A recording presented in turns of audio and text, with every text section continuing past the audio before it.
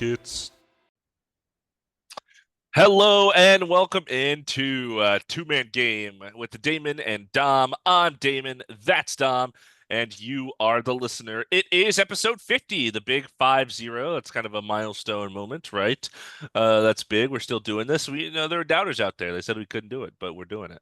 We're still here. So thank you for joining us on the adventure, whether you were listening since episode 1 or whether this is the first episode you listened to, and everywhere in between. It is Tuesday, September 17th, a little over a week since our last recording because Dom is a busy, busy man, and been a fair amount of busyness myself that we'll probably get into here in a bit. But first, Dom, episode 50. Actually, before I get to you, Dom, you're not that important. If you're listening, like, comment, subscribe on YouTube, download 5 stars on Spotify, and share with everyone that you know and you don't know. Get the word out about this podcast. You know you love it, so they'll love it too, probably if they have good taste. And if they don't have good taste, don't be their friend. Um. Anyways, Tom, how are you? Couldn't agree more. I'm doing good. I'm doing good. Thank you for that great introduction. I have had a busy week, like you said. We had a show recently, and I also went to 2 concerts this weekend. Whoop, whoop. Yeah, Jeff Rosenstock, which was like it was a 3 hour straight marathon. Yeah, So it Mason was, was telling me about the one about yeah, that. Yeah, yeah. Same yeah, it one, was, I assume. yeah. No, no, no. We were. Oh, it would have been crazy if we were there, but not next to each other. It would have been funny. No, I had his ticket, so he had to sit next to me. But that was really fun. And then I saw Green Day on Saturday, Yeah, and that was a lot of fun. those old men. Dude, they sounded great. It was a really fun time, and it was at SoFi. Did they play Uh, 21 Guns? no, they were so it's the 20th anniversary of American Idiot and 30th anniversary of Dookie, so they played both of those albums in full. Oh wow, those are two Um, of my three favorite Green Day albums. So yeah, like it's I was like I kind of have to go, and then they played a couple in between like classics, but it had a lot of fun with some friends and found also free parking. SoFi is really tough for parking, but we found free parking. oh, that's So huge. worked out great. And that's about it. I'm excited for we have 2 shows in October, so we're doing a lot of band practice and getting ready for those shows and looking forward to that. How have you been doing? I've heard you had some shows too, some gigs too. Yeah, so our last podcast we recorded right before I left for my very first gig. I think it went okay. Um, Definitely some hesitancy, not playing with this much confidence. Just when songs started off, because I didn't want to mess them up. But then this past Saturday, we had another gig at the same place as for their Oktoberfest, a little early for Oktoberfest, right? Um, but it was good. It was playing with a lot more confidence, a lot more oomph. We were so crowded because the first show I was behind the stage, and it's like a very small, like little platform. Like it's not like a stage. It's like a little, a little outdoor platform patio kind of Yeah. situation. Um, and all the bass drums were behind it, and then like some other people were on the stage, and then people were in front of the stage. So because there's a lot of us. And then the second show, it was just drums on the stage, and everyone else was in front of the stage. Um, so I was actually on the stage, and we were so crowded that I couldn't really move my left arm, so I just played with just my right arm like 90% of the time. Um, but so instead of alternating, it was just like having to do double speed with my right arm. Yeah. But Well, we it made it was work, and now you're twice as strong in your right arm. yeah, so strong. But whew. Yeah, we have some other shows coming up. I don't know the like exact dates of them, but a couple here and coming up in October, I think. So Very cool. Maybe when if you have any like during Thanksgiving or Christmas time, I'll come see you play. yeah, that sounds great. Yeah, sounds pretty cool. Sounds like it'd be fun. So what are you wearing right now? I'm rocking the Rockets Filipino Heritage shirt because it was the first shirt in my drawer. So, just Hot. We love that. We just throw love it on. that. Said whatever, sure. Yeah, I got something new. I got something new. Something new. And that's why I'm wearing this sweatshirt. I am burning up. I'm so hot right now, but I can't wait to take it off. Take it off. Take it I off. am of course rocking the Oh Reggie no. Jackson Detroit Pistons jersey. There it is. Yes. Our king. That jersey is disgusting. I love Our it. king on the cover. Wow. My That- favorite part is the neck. the Uh, neckline is pretty bad. I hate that neckline in jerseys. Yeah, me too. I That's gotta admit though, it's actually comfortable. I understand it, but it's not going to make any sense when I play wearing Reggie it. Jackson always wears undershirts. You know, he should have really went true to fruition and wear like a I'm way too hot. just a cotton undershirt or something. I should have worn a cotton undershirt, armbands. He has like rubber bands. I Yeah, should also wear goggles, two different types of shoes because I love that he does that. I got to do the goggles, the goggles for goggles, sure, and the headband. headband. Yeah, yeah. All I have are ski goggles. If I would have worn that, that would have been a little too That would much. have been hilarious. Yeah, but no, this was like I got it for like $10. I mean, there's like no way, and it's like good quality too. It's not Yeah, like yeah, looks good. ironed on or Yeah, I anything. remember he So texted me and he said, "Should I get this?" And I was like, "What do you mean, should you get this?" yeah. Only Absolutely. thing is, I wish it was blue, but like the white's still sick. So This does make you look incredibly white. Like I know that's what you I'm are saying. you are Yeah, shining right now. I know, literally. I always prefer also the jerseys of like the color of the team, right? So like the Lakers would be purple or yellow, and then like Rockets would be red as compared to white. You know what I mean? Like Mhm. I always kind of prefer like their color because every team has a white jersey, so to speak, you know. But no, I couldn't resist. And you know, how many of No man could.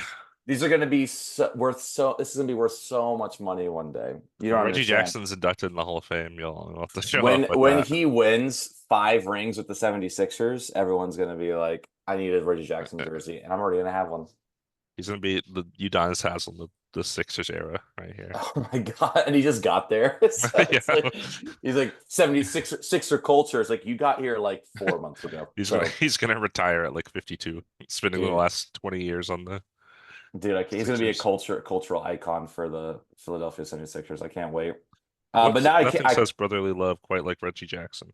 well, I honestly I would love to go to the Sixers Clippers game here, and it'll be Reggie Jackson revenge game. That's what I'm gonna call it, Mm. not the Paul George revenge game. Yeah, there's a lot there. We talked about a lot of Clipper Sixer Yeah, kind of a lot of alternation there. overlap. Yeah, yeah. So yeah, very excited for that, and yeah, so this is like my first jersey I've gotten in a while too. So pretty cool. Shout out Shout out Reggie to Jackson. what's Thank that? you. What's the thing you use with the shirts? What's it called? Isn't there like a it's like Facebook Marketplace, but like isn't it Oh, Depop, Depop. Depop? Yeah, I sell stuff on there. I Shout buy out s- Depop. Shout out Depop. Anyway, should we go into some news? Like yeah, I sold my Luca poster on there. Oh, yeah. If I didn't have it, you're like, where'd it go? Nowhere. No, there's no way I'm getting rid of this. I'm like redoing my room a little bit Yeah, and my bathroom is all basketball themed right now. that's So huge. I have like a Kobe, I have a Michael Jordan, I have a Lakers pennant, and I have my Rockets signed Jaren Jackson, Reggie Jackson hat, like above the toilet, like on the Guess you'll have toilet to still. start potting from the toilet then. Yeah, I'm just gonna be on the toilet, like, oh man, I swear, Yeah. I'm just potting right now. I swear. I Ignore the have pants flushing on. sounds. I have pants on. Ignore the flushing sounds. Um, well, I didn't know about this news. This is news. I just hopped on and I saw this. Yeah, the most tragic news of all time. Yeah, Boban Marjanovic signed with not going to even try to pronounce that a team in Turkey, leaving the NBA. Boban is gone. He is no longer with us. Thank you, Boban. thank you, Boban. He got us free chicken and then he left. Literally. What a great like person that he has been. Um, in like Are you when you go okay? see when you go see like Rockets games and like he's just the fans are cheering, we want Boban, and he's just like Yeah. a great personality and fun guy. Yeah, absolutely. No, he always is. He hasn't done a lot of minutes, you know, for sure. Always kind of came off the bench, like rode the end. But you know, he's 7'4", so he's like a good basketball player. But I think it's just so much talent right now in the league, and it's not as needed. But maybe we'll see him again one day. But Yeah. thank you, Boban, for being you. Christian Coloco has agreed to a 1-year deal with the Lakers to return to the NBA. Who is that? Used to be in the Raptors a couple years ago. Okay, That's about it. He cool. was overseas somewhere. I don't know where though. Well, let's see if he gets any minutes. And Probably I not. mean, one thing I saw about this is there was like a graphic that was shared on like Twitter or Instagram or something. It said like what we thought the offseason was going to be. It had like Zach LaVine, Klay Thompson, Valanciunas, James Harden, and then it said what we actually got, and just said Christian Coloco. And I was like, I don't know who that is. That's like a So 2012 meme. yeah. So that's something I saw, and that's all I know about it. Yeah. So we'll see. couple other signings, Marcus Morris and Landry Shamet agree on 1 year deals to the Knicks. I had no idea the Knicks had two roster spots available. I feel like their team has so many people on it. I saw this and I think this is going to be a really underrated signing because You Mark think? You think? You think he'll play? yeah, I don't know, but they're good players. Like Marcus Sure. Morris, like he was like a starter for the Clippers, and then he ended up going to the That was a Cavalier. while ago. Or that was like a year and a half ago. What'd that Clippers team do? Nothing. Yeah, but every time I went to the games, he would sink a ton of threes. So Yeah. like I don't know, like sometimes he can turn it on. Landry Shamet is also like a good NBA player. I mean, yeah, he got postered by Aaron Gordon, and his career definitely I feel like Landry Shamet has been on 6 teams in 5 years. Like he just goes and goes yeah, and goes and goes. yeah, Nets, Wizards, Suns, and now 76ers. 76ers, and now Knicks. There we go. Did you say All Clippers? right. He was on the Clippers. Clippers, yeah, that too. Is that seven? Dude is Seven everywhere. since I've been watching, yeah. Um, Also, so I mentioned Cavaliers since Marcus Morris was on there. The Gabs. Cavaliers re-signed Isaac Okoro to a 3-year, $38 million deal. So I know there's a lot of talk about, if he fits in the rotation, he doesn't space the floor. He's a really good defender. But I guess they decide to just re-sign everybody. I don't know if this will be like a trade piece at some point, but what do you think about 3-year, $38 million? I mean, for a rookie re-signing class that saw, um, Scotty Barnes get the max and LaMelo and Maxi and blah blah blah blah blah. I think Okoro's year before them because those guys had 1 year left and they Yeah. extended, whereas Okoro is just a restricted free agent already. I think this is a steal in the modern NBA. He's been a rotational player for them for several years. Yes, he hasn't put everything together, especially on offense. He struggles with his three at times. He's not a creator or anything like that. Um, but you know what you're getting from him on the other end, Yep. and it's just over or it's just about 13 million a year. I feel like that's pretty good for 2024 NBA salary when you have guys like random players making 35 million and stuff. So No, yeah, I also agree. I think he's a good young player. He's still like progressing, and the thing is, he's still getting better like every year. It's not like he's getting worse. He's becoming a even better defender. His shooting is still not great, but you never know what's going to happen. So I think it's a good deal for them as well. I think he fits in well with everybody because like Donovan Mitchell, Darius Garland, what defense? right, So Isaac Okoro definitely helps. gotta have someone at the point of attack. Um, And other news, not signing related, AJ Griffin, seriously considering stepping away from basketball, quote, after being traded to Houston. And it's not because of Houston. I read into this a little bit. Of course, the Rockets just traded like pick 46 or something like that for him. So his rookie year, he's on the Hawks. He's pretty good, played a decent amount. Last year, he was injured a little bit, fell out of favor with the new coach and Quinn Snyder, didn't play as much, got traded for basically nothing. And I know that he has stuff going on in his family. Of course, his dad is Adrian Griffin. He got fired from the Bucks midway through the year. I think his sister had like a 2-year-old that died suddenly. Um, so just like some tragic things, and I don't know, maybe it was just like he just kind of felt the NBA wasn't for him right now. Yeah. Um, which is so interesting. I feel like I don't see this a lot. You see guys like Yabusele, who's coming back to the 76ers, who they didn't get opportunities, so they went overseas. You see guys like Brandon Roy, is the first name that comes to mind, Greg Oden even, that suffer like big injuries, so they fall out of the league Mm. like really quickly. But I feel like I never see like young players just like, actually, I'm done. Like I'm just gonna not do this. No, it's weird. Yeah, I think this is really something we see more often now because we live in a time of like, championing ch mental health and like taking time like away from things if you need to. I mean, like even, like Ben Simmons stepped away from basketball, like he had the back, and personal reasons, whatever. Hmm. So I think we might be seeing this more often. Seems like a pretty mature thing to do if in that circumstance, if it's a lot of family things. But whatever, his family's going through, I hope, they work it out and we'll see if he plays. I actually didn't know he was the son of Adrian Griffin. There's a lot of Griffins. I just assume they're not all related. So Adrian Griffin Jr., AJ Griffin. Star is where it comes from. Well, wouldn't it be Adrian Jr. Griffin? Wouldn't it be Adrian Griffin Jr.? Now, a lot of people that have like the J as the second letters because they're a junior. Americans, am I right? Those darn Americans. Now, back to the Lakers, because this is great news. Christian Yeah. Wood, who tweeted early, a few weeks ago, like, let's get back. I'm ready to, this is my revenge season. He underwent surgery on his left knee and he will be reevaluated in 8 weeks. So he's going to miss the beginning of the season. Ah, Thank you, Christian Wood. thank you. Was he really gonna play anyways?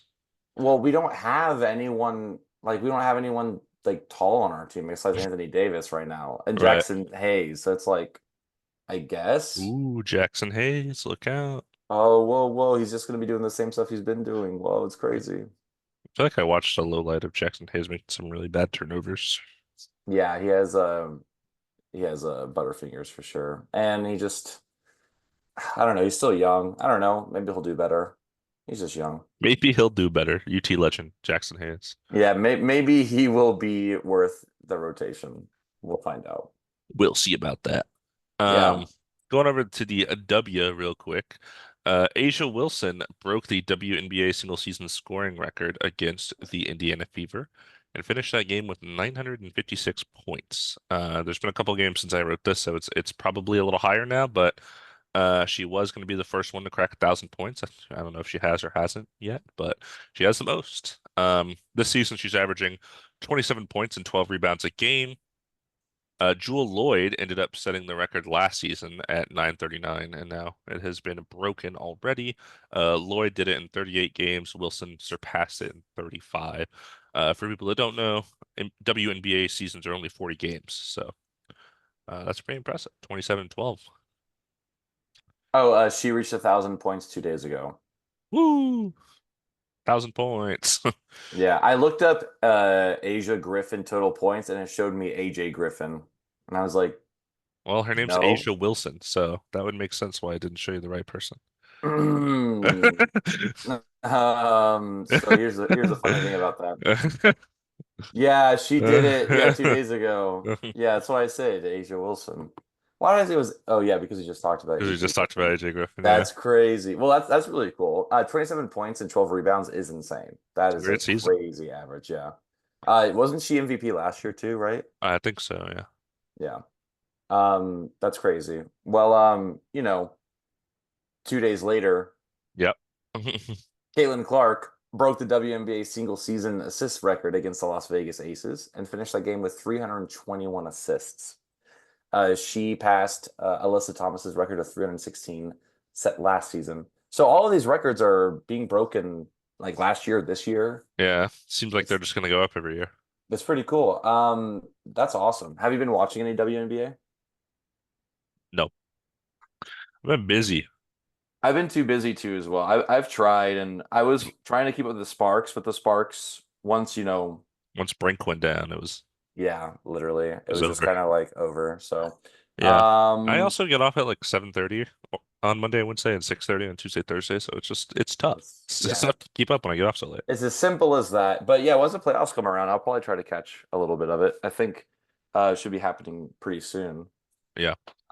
But you So got winning the interested. chip, huh? I mean, maybe the Liberty this year. Didn't the That's Aces what I win was last gonna say. I year? was gonna say the Liberty. I was because I know they have like Brianna Stewart and Sabrina Ionescu, and Yeah, exactly. I was like, I was just like, the odds of the Aces winning again, but I know they're also very, very good. So I watched a highlight of Sabrina pulling up like a transition pull-up three and drilling it in someone's face, and they were up by like 40. I was like, well, so that's sad. perhaps the New York Liberty. It's like, Yeah, hey, I do like the color of their uniforms. Like it's like that I like Statue of the Statue Liberty of Liberty. and Yeah, thing. it's Yeah, cool. It's cool. it's very cool. But It's yeah, unique. I feel like the NBA, it's like, oh yeah, these 10 teams have the same colors. Like, literally. Oh my God, are we gonna mention it? Are we gonna mention the Celtic City jersey that leaked? you liked that, didn't you? Dude, You liked it. how does that, who do you are? I am. Who do you think you are? I am. It literally, hold up, I'm gonna look at it. Okay, if you haven't looked it up yet, if you're listening to this, look it up. Um, Look it up. Again, this is a, It's a leak. It could be incorrect. Who Right. knows? But right now, here I'll show it a little bit of here. Um, Does it? Yeah. Does it just not have a number? it doesn't have a number on the front. I don't know. They're trying to be But is like, that oh, real? Like, is it really not gonna have a number? Because that's I feel like it. crazy. I feel like it will probably have a number, but just like just like regular, like a number zero, and you know what I mean, like super basic. It's just Yeah, it literally looks like I'm in middle school, and they're like, "Hey, grab like this like." It looks like those little, yeah, yeah. the ones that no one washes, and it's just like, I feel oh like the my God. Celtics have like notoriously bad jerseys. They don't have to either. Like they have the history of like being one of the That's best. the history is the problem, right? I feel like usually they don't change anything. That's the issue. This time it's like they changed a little bit and they changed all the wrong things. Yeah, it's like I remember those city jerseys in the last few years. Like 2 years ago, it was like it said Boston Celtics and it was matching the font of like their banners. And that one wasn't bad. It was simple, but not bad. Right. And then last year it was the side, right? It had like the court and it was like the parquet court. It's like I think you're getting a little too intricate, but not bad. And then you pull out this. I'm like, okay, guys, come on. Okay. All Okay. right. Okay. Well, we're not talking about jerseys today. Not That's yet. not yet. You That'll can be see I'm the already getting five and a heated. half hour pod in the future. Yeah. Yeah, exactly. I was just thinking about it. You know why that makes me so upset, the jerseys? Because we have to look at that all season. That's You're why, right. literally, that's why I get so upset. But We should have what? ranked in-season courts last year. Oh my God. Making my Maybe this eyes year. bleed out. Yeah. Which court makes your eyes bleed less or more? Whatever had red was messing me up. Dude, the Houston Rock. Remember we went to that game against the Rockets? It Yeah. looked cool in person. On TV though, it was really hard to kind Yeah. of notice what's going on. But what are we going to talk about today? What are we doing? Today, we are going to start our position rankings. If you've read the title of this episode, you probably know what position we're starting with. But we're going backwards. We're starting center and going back to point guard being the last one. Last year, of course, we did it standard point guard to center. This year, we're reversing it just to spice it up a little bit. For those that do not know that were not here last year, this, of course, is a projection. So basically, we're not looking back on last season and ranking them. That feels kind of boring. Instead, what we're going to do is predict how we think they're going to finish the upcoming season. And on that note, Dom, I want to quickly revisit our tier last year. Oh, okay. I have it pulled up here. I'm not going to share it. I'll just read the names off to you. Okay. So in the S tier, we had Jokic, Embiid, Anthony Davis. That feels pretty good.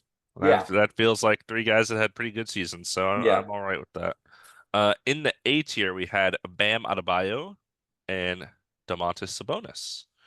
Okay, that That's was our it. that was it. That was our Oh my that was our God. top five centers in the NBA last year. Okay, in the B tier, this is where we get a little wonky. Yeah. The head of the B tier, Kevon Looney. Okay. All right. Okay. Miles Turner, Brooke Lopez, Jonas Valanciunas, DeAndre Ayton, Jarrett Allen, Wendell Carter Jr., and at the back of the B tier, Rudy Gobert. Which feels a little low for Rudy, but That's interesting. yeah, that's where we were. I And gotta go then back to listen to it for our reasoning.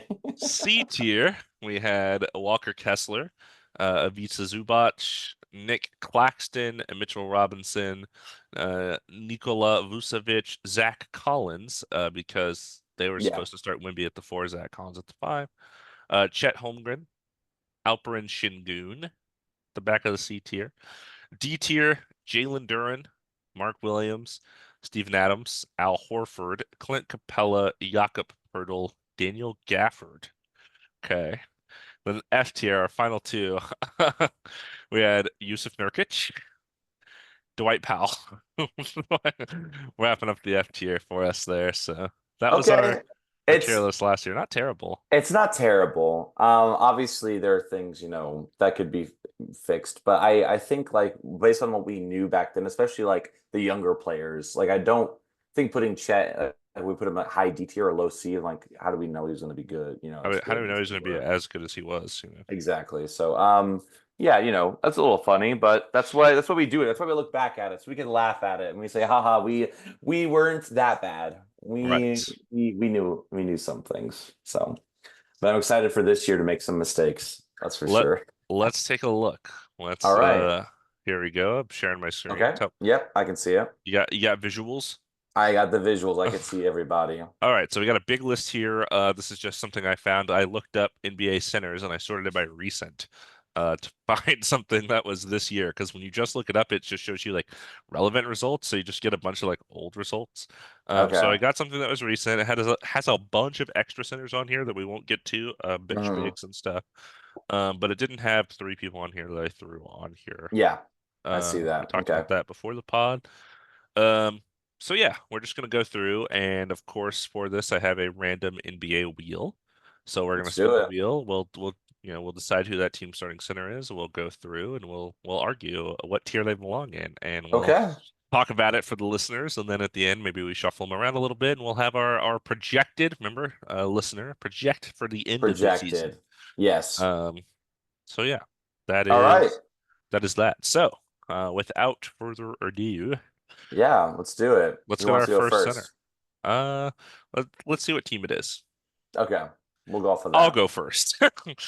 Who is it? Oh, Rockets. Okay, yeah, you go first. Yeah, yeah. It's the Rockets. Okay, so Alperen Şengün is our starting center. Steven Adams is on this graphic. I don't know why that guy's not starting for us. Yeah. Um, Yeah, so I think Şengün had a really good year last year. I think he was, had some all-star considerations.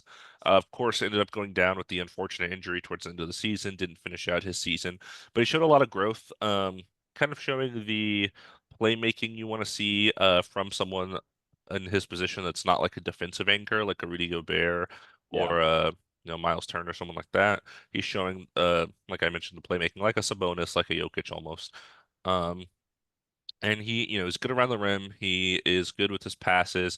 Not a great shooter. He will shoot them, but he's not amazing. But he just plays basketball the right way. He's just Yeah. a guy you want on your team. He has hustle. He has heart. He does the thing where he whispers to the ball when he shoots free throws, which is fun. Gotta love that. Um, it's silly, but I like him. I like him on my team. I think he has the potential to be pretty good. He's still very young. I think he came into the league at like 18. So I want to say he's like 21 right now, maybe 22. Like he's still very, very young. So a lot Hmm. of growth still to be had. I would argue Shingun, based on the season he had and the growth I think he could take, I would probably 22. Yep. Gotcha. I would probably put him in the B tier, maybe. Exactly what I was gonna say. Okay. Yeah.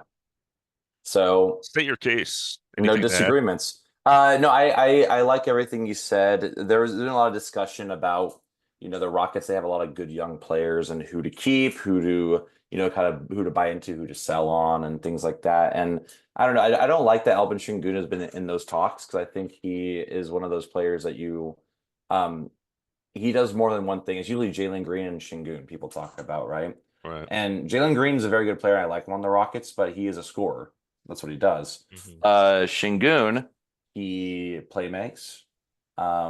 He can't defend, but he can at least get rebounds. He is pretty clutch. He can make smart decisions when like you're needed. So I think he's more of a like an all-around player I would want on my team if I had to pick between the two. So Hmm. yeah, I think he's very good. He's still very young. He'll get better. I think B tier is great for him. All right. No arguments yet. One All for one, right. maybe. Let's go. And let's go. Let's go. All right. You tell me about the Toronto All Raptors. right. We got Jakob Pertl. Okay. Jakob Pertl, that's their starting center in So Toronto. Jakob Pertl's a very solid center. Yeah. He is when you talk about a center in the NBA, he rebounds, doesn't shoot, doesn't space the floor. He can defend okay. But really what he does is he's just a big body down low, can get rebounds, and he's a solid center. I'd say D tier. Okay.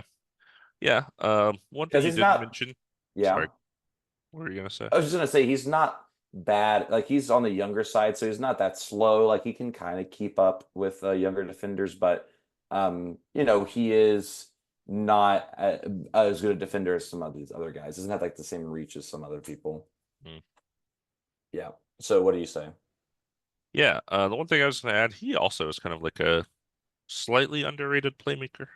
He's Really? okay at that. He's not great. He's not Yeah. Shingun level or anywhere near, but he's not Derek Lively, where he's like just not Derek Lively. He was actually okay in the playoffs. Daniel Yeah. Gafford, where he just gets the ball and Yeah. he's like, I don't know what to do anymore. Yeah. He's like right above that. I'm fine with D tier. Yeah, I think D for Pirtle makes sense to me. Yeah, absolutely. Uh, yeah, I'm looking at the other guys on our list. I think this is a scale, right? It's like compared to all the centers, D tier feels about right. Yeah, and I wonder it'll probably be like end up like being like a bell curve like last year as well, like Yeah. very top, very heavy in the middle, Right. skinnier bottom and top. Because a lot of centers, I feel like the your job, if you do your job, what you're there for, you are pretty good, Yeah. right? Yeah. Yeah. Yeah. Cool. All All right, what do right. we got? Milwaukee. Bucks. Milwaukee. So Brooke Lopez, that's the guy. Yeah. Yeah, Brooke Lopez, he kind of reinvented himself in the second half of his career. Um, Called himself Splash Mountain, which is hilarious. But he What? he he was never a shooter in Brooklyn or even that year on the Lakers. But with the Bucks, that he added that to be a part of his game. Of course, very good defensively pairing with Giannis on that side of the floor. Um, he is old though. He's regressing. He gets hurt sometimes. That's just what happens with old age, I think, and there's nothing wrong with that. Sometimes people just get old. So I would say for me, Brooke Lopez probably is like right in between these two, maybe at a C tier. I could see some regression, I could even say D tier. The spacing adds like a different element for me, I think, over Jakob Poeltl, because I think Brook Lopez, even in his old age, might still be a better defender too. Yeah. Um, so that's where I'm at. Yeah. Yeah, I was gonna say C tier as well. Well, what's going on? We're agreeing on everything so far. Ah, It'll get tougher for sure. Yeah, I was gonna say C tier because, like you said, he does what Pirtle does, but he adds that spacing boy neck is and long. defense. Oh, you know what it is. But he's not like he doesn't have the ceiling that Shingun does, and definitely Brook Lopez by the end of this season, you can already see the regression this past season, and Yeah, it'll just keep. He's not going to get better. He's not going to have like a crazy good year this year. So, um, watch him make the All-Star team. that wouldn't make any sense. Did he ever make the All-Star team? In Brooklyn, he did. Yeah, Did he really? he's the all-time leading scorer of the Nets franchise. Doesn't make any sense to He me. was a beast. My Chicago Your Bulls. your Chicago Bulls, your European brother Nikola Vucevic. Tell me. Okay, so Vucevic is, he's still in Chicago. That's probably like the first thing I think of when I hear his name. But so weaknesses, he's not a great defender. He's pretty slow. But he does space the floor very well. That's definitely his. It's Um, worse than it used to be. it's worse. It's worse. But that's what he brings to a team. That's why someone would want him on the In team, theory. in theory. Um, and not like the best rebounder too, but it's tough because like even with those capabilities, I think he's in a better setting. His talents might look better. I'd probably put him in C tier behind Brook Lopez, maybe high D tier, depending how we get there. Yeah, that's pretty much exactly what I was thinking. I was thinking he's worse than Brook Lopez, and then I Yeah, was, I was like, but in terms of his offensive capability, of course, is higher than Jakob Poeltl's. and he's younger than Brook Lopez, so he has that going for him too. But the thing Not a is like million years old. yeah, but he's also not. He doesn't bring. He doesn't raise the ceiling, especially on the Bulls. But maybe if he changes teams, it might change. But as of Used right to be an now, all-star right there. yeah, his head's so big in that picture compared to Brook Lopez. It's so funny. And Brook Lopez's neck is just humongous, and I think Brook Yeah, Lopez is like much further back yeah, for sure. because they had to frame his long ass neck in there. So, Yeah, if you're yeah. listening to this, you guys gotta watch this pod. You guys gotta watch this pod. I'm in a jersey. We're talking about people's features on their face and their bodies. Yeah, You gotta I think I watch. moved the zoom off of the screen. I guess I should put it back on the screen so people can see it. I can see it. You can see us. Yeah. Oh, like when it was right here, you could still see it. No, no, you won't be able to see us, I think, no Oh, matter really? what. Is that Yeah. how it works? Yeah. I'm dumb. Okay. Um, Wait, here's okay, this is a good Zoom question. Did you click share screen or like share your window, like your internet window, Uh, I think my internet window. then it's not going to show us. Yeah. If you show the screen, then it'll show whatever's on your screen. You're Yeah. right. You're so right. I'm an Yeah, it's idiot. okay. I work at UCLA. I have to know this. Anyways, what's our next team? Um, yeah, you're a professional Zoomer. I have to be. I can always stop screen sharing and then restart it. Except no one is watching this, so there's no reason. But the No. Cavs. The Cavaliers. That's me. It's me. Me turn. It is you. All right, let's talk about the Fro, Mr. Jarrett Allen. You know, good player, good center, rim protector, lob catcher. Is pretty standard in terms of like what you think of a center, being down low, good interior defense and being good in pick and roll and stuff. I think he basically does all of the simple stuff very well. Made an All-Star game in Cleveland a couple of years ago. So he's basically just like a really good version of Jakob Poeltl. Yeah. Um, which, I don't know. I feel like it's so situational because I'm trying to think, as a basketball player, is he better than Vucevic? I would say yes. Is he better than Brook Lopez? I'd probably say yes. I don't think he quite has the ceiling of Şengün though. Right. So that makes me want to put him either high C or low B. I don't know. It feels weird to have him on the same tier as Brook Lopez or Vucevic because I think he's like I don't know. There's like a thing in my mind. It's like he's better than those players. Uh, He is better. He's younger too. So I feel like he is on the B tier behind Şengün just because he's not gonna, like you said, he doesn't have like that ceiling. He doesn't have that playmaking, but he is very good at what he does. If he doesn't get injured, then he's gonna be great. yeah. If he doesn't get doesn't decline a shot in the playoffs. Yeah. And also, yeah, it depends. Like, it's very interesting to see what the Cavs do if they try run it back one more time or if he gets traded at some point. So we'll see. What But he's a very good center. I had him every year. I would make sure to get him on my fantasy team because he's a double machine. I didn't do fantasy last year. It makes me sad. I know. It's only two people that would do it is you and me. So we just have our like the It's best true. teams ever if we did it. Yeah, very true. Um, all right, All who right. am I going to talk about? Who will you talk about? Da, da, da, da. Oh, I was really hoping you got Oh. the Pelicans. Me too. Uh, But life goes on. Tell me New about the New York York Knicks. Okay, Knickerbockers. we got Mitchell Robinson. So, Yeah, barring he doesn't get injured every other week, it's a big barring. That's a big one right there. big bar right there. Great defender, great rebounder. Um, fits really well with this Knicks team.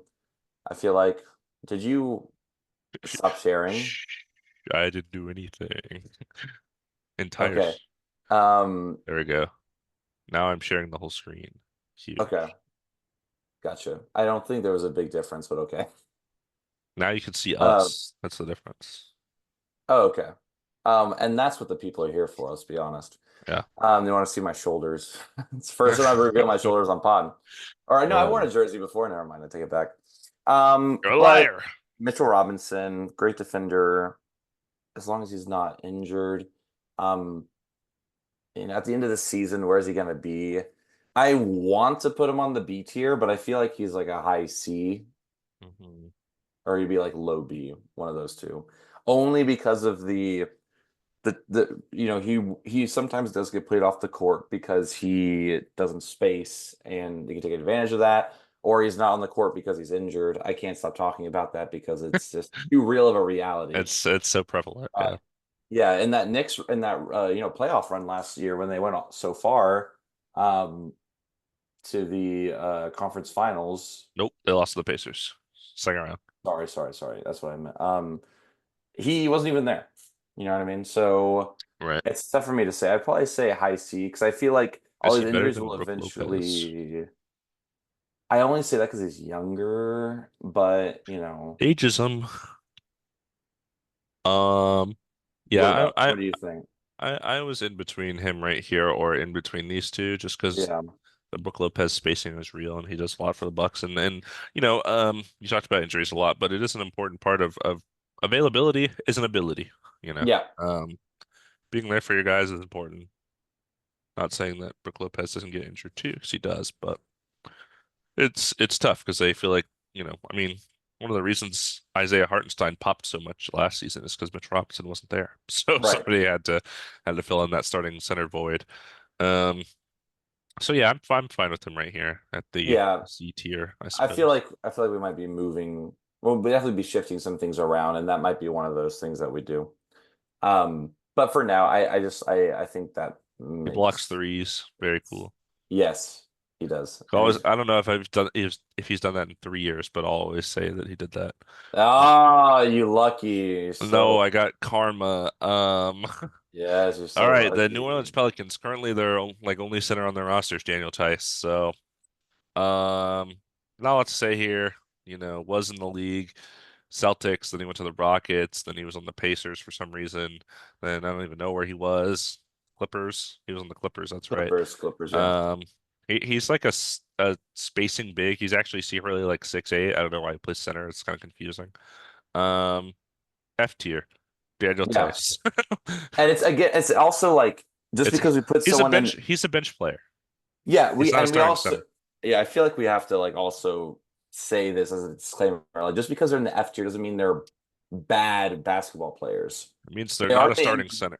it means they're not supposed to be starting, and they shouldn't be starting on a team that wants to go far. If Daniel Tice is your starting center, the Pelicans are not gonna make it far in the playoffs, and that's if they don't do anything about it. You know what I mean? Yeah, I like Daniel Tice if he's my third string center, maybe second string, yeah, um, because he does space the floor and he does like play with like he plays like he's a starter, like he does. He always puts his effort all on the floor, which I respect. yeah. But he's just like you say, short and compared to others, and they can take advantage of Six that. eight, short ass. 6'8" is short, and you're when you're playing against people at 7 feet, All so. right. They would like, just hunt him on the switches on defense, and I saw a lot of that actually when I went to go see the Clippers play. If it was Plumlee or Daniel Tice, they were hunting him. Yeah. So yeah, Not great. Not great. not great at all. Who's next? We didn't have to spend that much time on you, Daniel Tice. Sorry. He does space next to Zion. That could be good, but Yeah, there's better spacers out there. Let's see what we get. tell me about the Philadelphia 76ers Okay, here we go. Philadelphia and 76ers. their Yeah, starting center, Andre Drummond. Joe. Yes, I know. I saw that too. I was like, what is happening right now? I saw that before I saw Embiid. I was like, why is this like this? Um, Joel Embiid is a very good basketball player. He's gonna go in the S tier because compared to because he even though like some of the way he plays is annoying and he foul baits and even on the world stage during the Olympics, he wasn't like that impressive compared to other players. But the thing is, he is very good. He's a very good NBA player. Maybe not basketball, like in this grand scheme of things, but he's very good in the NBA. And he will, you have Paul George, so he's not going to get as many points as he usually did, but maybe he will be able to do a bit more as long as he's not injured as well. He won't be going for MVP again this year. I think it's a lot harder when you have other MVP caliber players like Paul George on the team. Um, Yeah, I think they and need to kind of not play him a lot too, so he's healthy yeah, for the playoffs. I totally agree. And I think this is the first year that they can afford to do that. Right. Um, He doesn't have to carry so much of the load. exactly. And Tyrese Maxey is going to be so much better as well. He's got Paul George. He's got Reggie Jackson, who we talked about already. So, you're Yeah. filling in all the holes that you need. But Nothing I what do you love more think? than filling in the holes. I Joel Embiid figured. is S tier for sure. As much as I hate to admit it, he's a great player. Won MVP a couple years ago. I'm sure he'll be top tier talent. He'll get doubled all the time, but now you're passing it to Maxey and Paul George instead of Furkan Korkmaz, so that'll Yeah. be nice. And yeah, I mean he's very talented. As much as I don't like saying that. Um, it's just the truth. He just Yeah. is. He'll foul bait, but he'll score a bunch of points. He'll play good defense. He'll get rebounds, and yeah, S tier talent for sure in the NBA. Absolutely. All Him in right. A Yeah. tier because of injuries. Yeah. I was like thinking, I was like, no, he's got to be S tier for sure. Ooh, Indiana. Miles Turner. Uh, Tell Honestly, me. one of my more liked centers, I think. I really like Miles Turner. He's still like relatively young. He's like 28, I think. Yeah, I think so too. Yeah. Which is crazy because it feels like he's been in the league forever. Um, but he is kind of he does something that a lot of these guys do one of really well. I think he does both. He spaces really well, great shooter for a center, and he plays really good defense, really good Yep. rim protector, shot blocker, and you just love to see that. I think it gives the Pacers kind of something on their offense that a lot of teams don't have, which is, of course, pick and roll, but also pick and pop, and kind of changes how teams have to react. Because if it is Mitchell Robinson, for example, setting your screen, he's not going to pop because he cannot shoot the ball. But if it's Miles Turner, you have a lot more options on how Hmm. you run your offense. Um, his skill set is very valuable. I think looking at this list, honestly, especially how he played in the playoffs too, I think it should be mentioned. He was really, really good for that Yep. Pacers team in their conference finals run, making big shots, down the stretch and stuff like that. Honestly, as much as I love Şengün, I think he'll have a jump. I think Miles Turner is gonna still be better than him. I think I would put him above him. Uh, Maybe still in the B tier though. Okay. I was thinking throw him in the A tier, but I feel like he might shift down to B. But I can put him in the front of B because I agree with you. I like Miles Turner very Put him much. in the A tier. I don't want to go too high, UT. but Yeah, no, I mean, he's there right now. It's just an easier visual for us to see hmm where they stand. And then someone else goes in A tier, we could push him down. Just crazy to Um, think Joel Embiid in the S tier, and then right below Miles Turner. well, that's the luck of the roll of the roulette wheel. Okay, So sure. that's why it went that way. But I agree with you. Miles Turner is a very good NBA player. He played very well in the playoffs. Was aggressive. I think that is like one of the knocks sometimes he gets is that he won't get physical hmm because he can space, but he did a very good job and helping them get to the conference finals. So yeah, big Miles Turner stands over here. Miles Turner enthusiast. So we're gonna Yes. rename this podcast. Thank you, Miles Turner, for being in the NBA. Thank you. Oh, please, please. Oh, Oh my it's God. time. Okay. Where are we going here? All right. I think this might be the year they put Wimby at the five. What do you think? Yeah, Wemby's gonna be the five. Yeah, I think they're gonna go. I don't know if they'll start Chris Paul, but Chris Paul, Trey Jones, somebody will start at the Yeah, point guard. And then I think they'll go Vassell, Harrison Harrison Barnes, Barnes. Sohan, Wemby, Yeah, probably. I think so too. I think I he think they showed. started playing him at the five last season, and they were like, "Oh, actually, this is better. This is Yeah, better when our team is doing yeah. this." I understood the reason why you wanted to put him at the four and Zach Collins at the five. I get the reasoning, and I think you still can do that sometimes. But Wimby should be your starting five.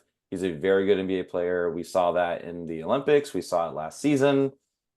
He is worth the talk for Yeah, sure.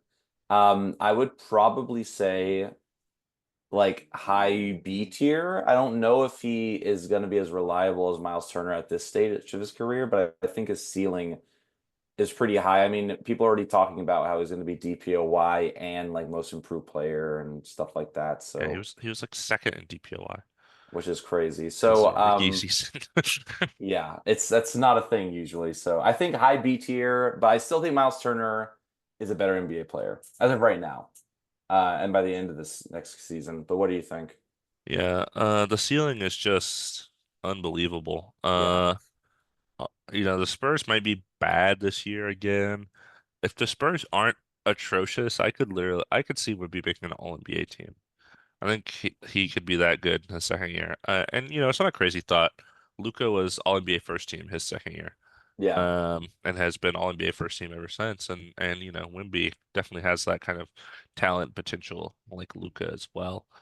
Um, Finishing second at DPOY as a rookie is crazy, especially because I don't think the team defense was that good. It was just the individual statistics of rim deterrence and blocking and stuff like that. He was really good at. Yeah. Um, and then of course the offense. The offense is unbelievable for someone his size. The handle, the shooting. Um, Also kind of a decent playmaker in his own right. Honestly, I'm projecting the big second year sophomore jump from Wimby. I would put him at the top of A tier. That's how good I think he'll be this year. Really? I think he'll be so good. I think he'll be like the fifth best in the NBA, maybe. That is wild to say. I don't have that much hope for him like that this next year, but um, let's throw him there. Let's throw him up there. The Let's be ceiling is just let, untapped, you know. There's no roof. There for is sure. no ceiling. Is Miles Turner again going to be better than he was last year? He will be the same and very good at it. Right. But yeah, the Wimby like the the range The of range what of could happen, outcomes. yeah, Yeah. is very high. So I'll allow it. I'll, I'll allow it. I'll allow it. Yeah, I mean, he's a freak. As long as he stays healthy, which he has his NBA career, so Yeah, it's been one year. What do we got? What do we got? What do we got? Oh, your so Los far Angeles it's Lakers. my Los Angeles Lakers. So we Except got it's me first. Sorry. Ha ha ha. no, You it's can not. you It's can go me. first. No, you talked about Wimby before I did. No, you got Wimby. No, you got Wimby. Oh, you're right. Okay, I You, totally. Why did I blank on that? Why was I getting so defensive? I don't even why are you remember. arguing with me? I know you Yeah, want to talk about Anthony Davis. Okay, it's fine. Go ahead. I guess that's what it was. That's so interesting. I saw it and I literally erased the last like It's minute all and a half of my red in life. your eyes. Yeah. Anthony Davis F tier. Just kidding. F tier for fucking awesome. Yeah, for real. I mean, so last year it was a good sign. Last year was a good sign. He had a very healthy season. Most healthy season might have been his most healthy season in the NBA. It was a great year for Anthony Um, Davis. he played very well on the defensive end, offensive end. His shooting is not there like it was in the bubble. That's okay. That was, just a thing that happened then. And now it's kind of settling back into his 3-point shots, like 29-30%, which is fine. And I know with JJ Redick as the head coach, they're going to want him to shoot more. And I think he'll be able to get up that percentage a little bit because I think he can do it. I think he's an S tier player. Um, is he higher than Joel Embiid? No. But A big man for saying that. I know. I know. I think last year I was like, yo, he's the best center I remember fighting about that, I'm pretty sure. Um, but I think he's very important to the team. He's going to have a great year as he did last year, especially because we made no changes, which we talked about. He's going to be our defensive anchor.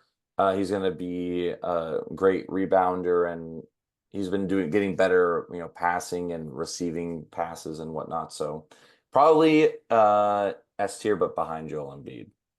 Yeah, that's right where I would put him. Yeah, if I had to think about the best three centers in the NBA, I think Anthony Davis is right at number three right now. Great talent, like you said, great season last season. I think we finally, after 5 years, started seeing him kind of take over the 1A responsibility from LeBron, which I felt like should have happened a while ago. But he was really leading the charge on the Lakers on both ends of the floor, which is great to see. He's early 30s, so I don't think he has, gonna take a huge regression or anything like that. Yeah, Um, but yeah, he was healthy for most of the season. He played really well, really motivated, and he's just a big guy. He's one of those guys that's just like when he's like being physical and aggressive, there's not a lot you can do because he's big and absolutely. Yeah. strong, and it's like, and he has some finesse and stuff to his game too. Yeah. Um, so he's really the full package. So I'm totally fine with S tier for Anthony Davis. I see another stellar season incoming. All right. And now you'll get two. I apologize for that. No, you talked about would be fucking idiot. About Yeah, it's like, God, are we gonna forget? You already just did it. You just talked about it. Like, no, you did because I talked first. That makes more sense. the Thunder. All right, talk to me. Uh, this is a tough one with Chet Holmgren going to be their starting center, of course. They signed Hardenstein, but I think he's going to come off the bench for $87 million. It's kind of crazy. But that's the NBA nowadays. So Chet, really good rookie season. In a lot of years he would have run rookie of the year, but unfortunately for him, he was competing with Wemby, so he ended up finishing second. Great floor spacer. Pretty good interior defense, and I know that was a worry. Like he was a good defender in college, no doubt, but he was very skinny, so I think people were worried about that. But not really an issue in his first year. I thought he did pretty good, all things considered. Not a great rebounder, which is, that's probably one of the Thunder's biggest struggles throughout the season because maybe that has to do with kind of his skinniness going against all these big guys. Um, but he really allows the Thunder to do what they want. Shea with the ball getting the mid range because the floor is so open because he can kind of be anywhere on the floor. And he showed it in the playoffs. He was a big threat. They played against the Pelicans. Valanciunas had 20 points in the first half, and he got played off the floor because Chet was just Yeah. shooting over him, and Valanciunas couldn't really do anything about that. So this year is going to be interesting. I think OKC, big aspirations, finishing as a 1 seed last year. Coming in this year, all their players theoretically are still growing because they're at that age. Um, I think they're going to be really good. Looking at this list, I would put him above everyone except like Jared Allen is my clear cutoff line. Like he's above Jared Allen, I mean. Yeah. And then after that, it becomes a question. Will he be better than Şengün? Will he be better than Hmm. Miles Turner, so on and so forth? But that I kind of foresee like a B tier for me. I kind of see him above Shingun just because he Okay. adds that floor spacing ability, and I think by the end of this year too, he'll be a lot more confident as a player. Hmm. Um, but obviously I like Shingun a lot too, but I would just say Chet in front of him for that reason, and also he's a much better defender as Chet, well. Chet, Chet better So than Miles Turner? the thought has crossed my mind, Miles uh, Turner, B tier center. and Chet A behind Wimby. I'm not opposed to that. Because like I said, like Miles Turner is going. No, I don't think he's better than Şengün. No, sorry, I don't think Şengün's better than Miles Turner. Fair enough. Just because of like experience And and again, we're whatnot. projecting. We're projecting. Right, right, Right now, I exactly. think both of us would say Miles Turner is better, but by the end of next season, will Chet Will have has over will he has overtaken him? That's the thing. Yes, absolutely. I agree with that. That's the thing about projecting, guys. And we got to keep saying it because you guys keep getting at us in our No, DMs no saying, one, no one "No, you don't DMs, get no one it." comments. That does not happen. Just a lie. I All just I right. just love lying on this pod. The T-Wolves, Rudy Gobert. Um, that's their center. French man benched in the Olympics. Garbage. He just won his fourth Defensive Player of the Year, I think. Yeah, which is crazy. Um, Yeah, so really anchoring that solid Timberwolves defense. He hit I always think about the crazy like post fade yeah, he shot in the literally, playoffs. yeah. I'm like, what? Why did Game that? Like, seven. yeah, was this real life when I watched that happen? Yeah, I apologize. I did not know your game. Yeah, For yeah. real. Um, no, Rudy Gobert, he's the best at what he does, and what he does is interior defense. I went over from stats last year when we were going over Defensive Player of the Year candidates, and his like rim field goal percentage stat is like 50%, which is super high because you're shooting the Yeah, ball I mean, super low because you're shooting the ball literally at the rim. Layups for NBA players. Only shooting 50% is pretty crazy. yeah, Um, and he doesn't have that many attempts per game because people just don't do it. And people get on Rudy about when he gets matchups like Embiid and Jokic, he loses. Yeah, of course he loses. They're the best players in the NBA, yeah, they beat everybody, so that shouldn't shock anyone. Um, but no, he's great at defense. I think his offense has slowly gotten better like every year. I think he yeah, does a little more in the pick and roll. He gets the ball, he can, dribble twice and then dunk it or kick it out to a shooter or something. Um, he's definitely better than all the C tier guys. I think he's probably better than all the B tier guys too. I know Miles Turner can space. I know Şengün can play make, but I think Rudy Gobert is just this is so elite. elite at Yeah, at rim deterrence. Yeah, it kind of makes me want to put him at like the back of A tier, maybe. I don't know. What yeah. do you I think that's a very good evaluation of it because he might get a little bit better than he was offensively. His defense he's still what 29, 30. He's like 32, probably. Okay, yeah. So I mean, he's not going to start declining defensively just quite yet. Right. But yeah, I think it's very important to the Timberwolves team and their identity, and it's a big reason why they were able to get to the conference finals like they did. So yeah, back at A tier, I think. Ceiling's Rudy just not as Gobert. high as like Chet or Vic. We're Vic projecting big Wemby. jumps for those guys. I'm okay with that, honestly. Yeah, it's fun. That's what makes it fun. Oh, Well, tell me about Mr. oh, Dominating. Where is he gonna go? dominating. Last year he had him in the B tier, you know. Yeah, that's definitely not B tier this year. I wish they were starting Klingon, but I know they're not going to.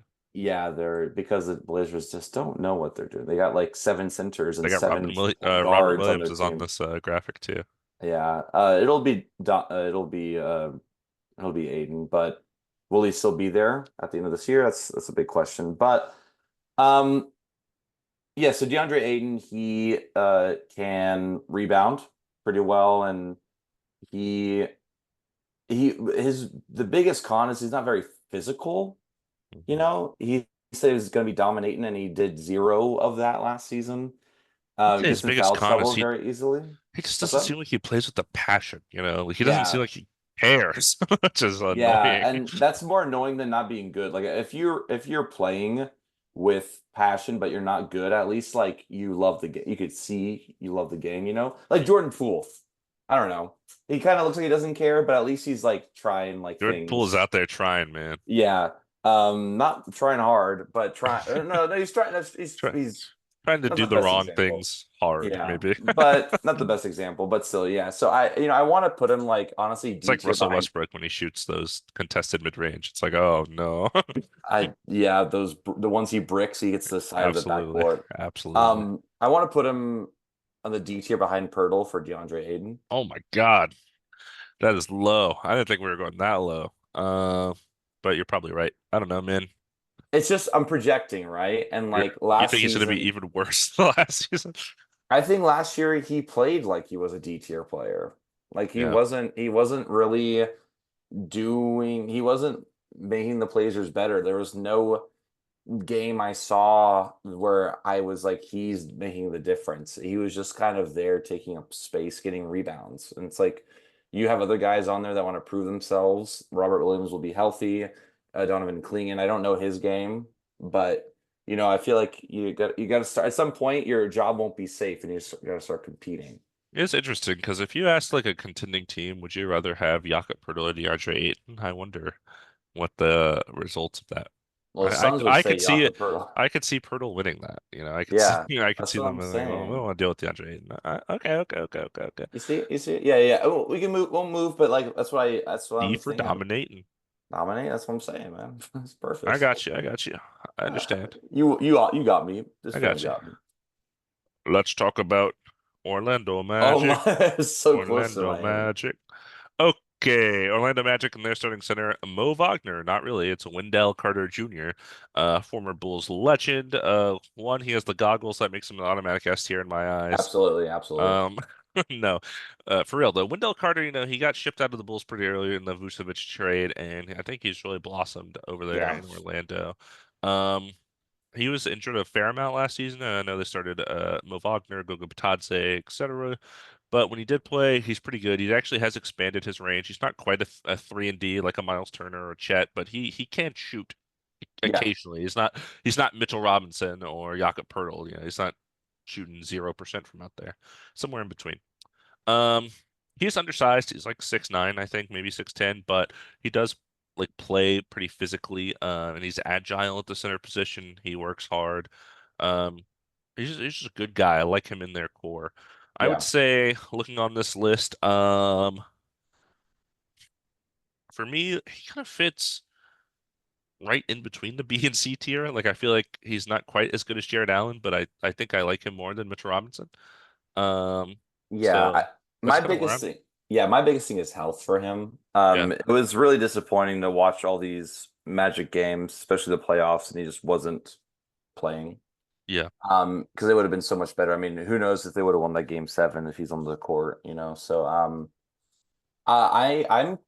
cool putting him like back of B tier, I feel like. Okay.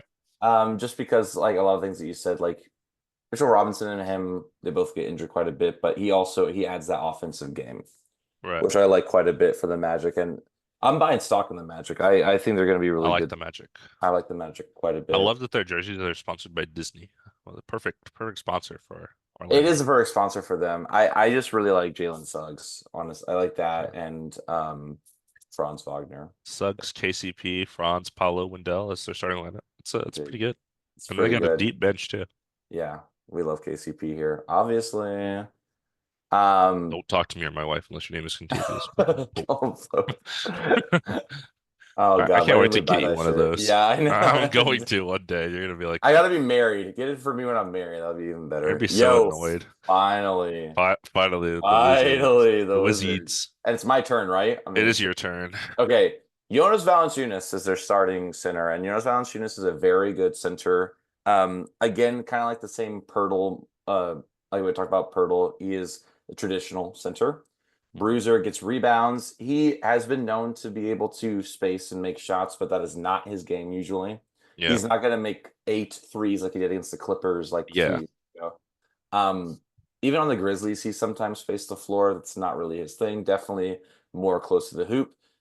Pretty good defender when he's up against someone his size and slower. He will get played off the court, like we mentioned, if he's on someone who's like Chet Holmgren, someone who's a little bit quicker and can space the floor, shoot the Yeah. three.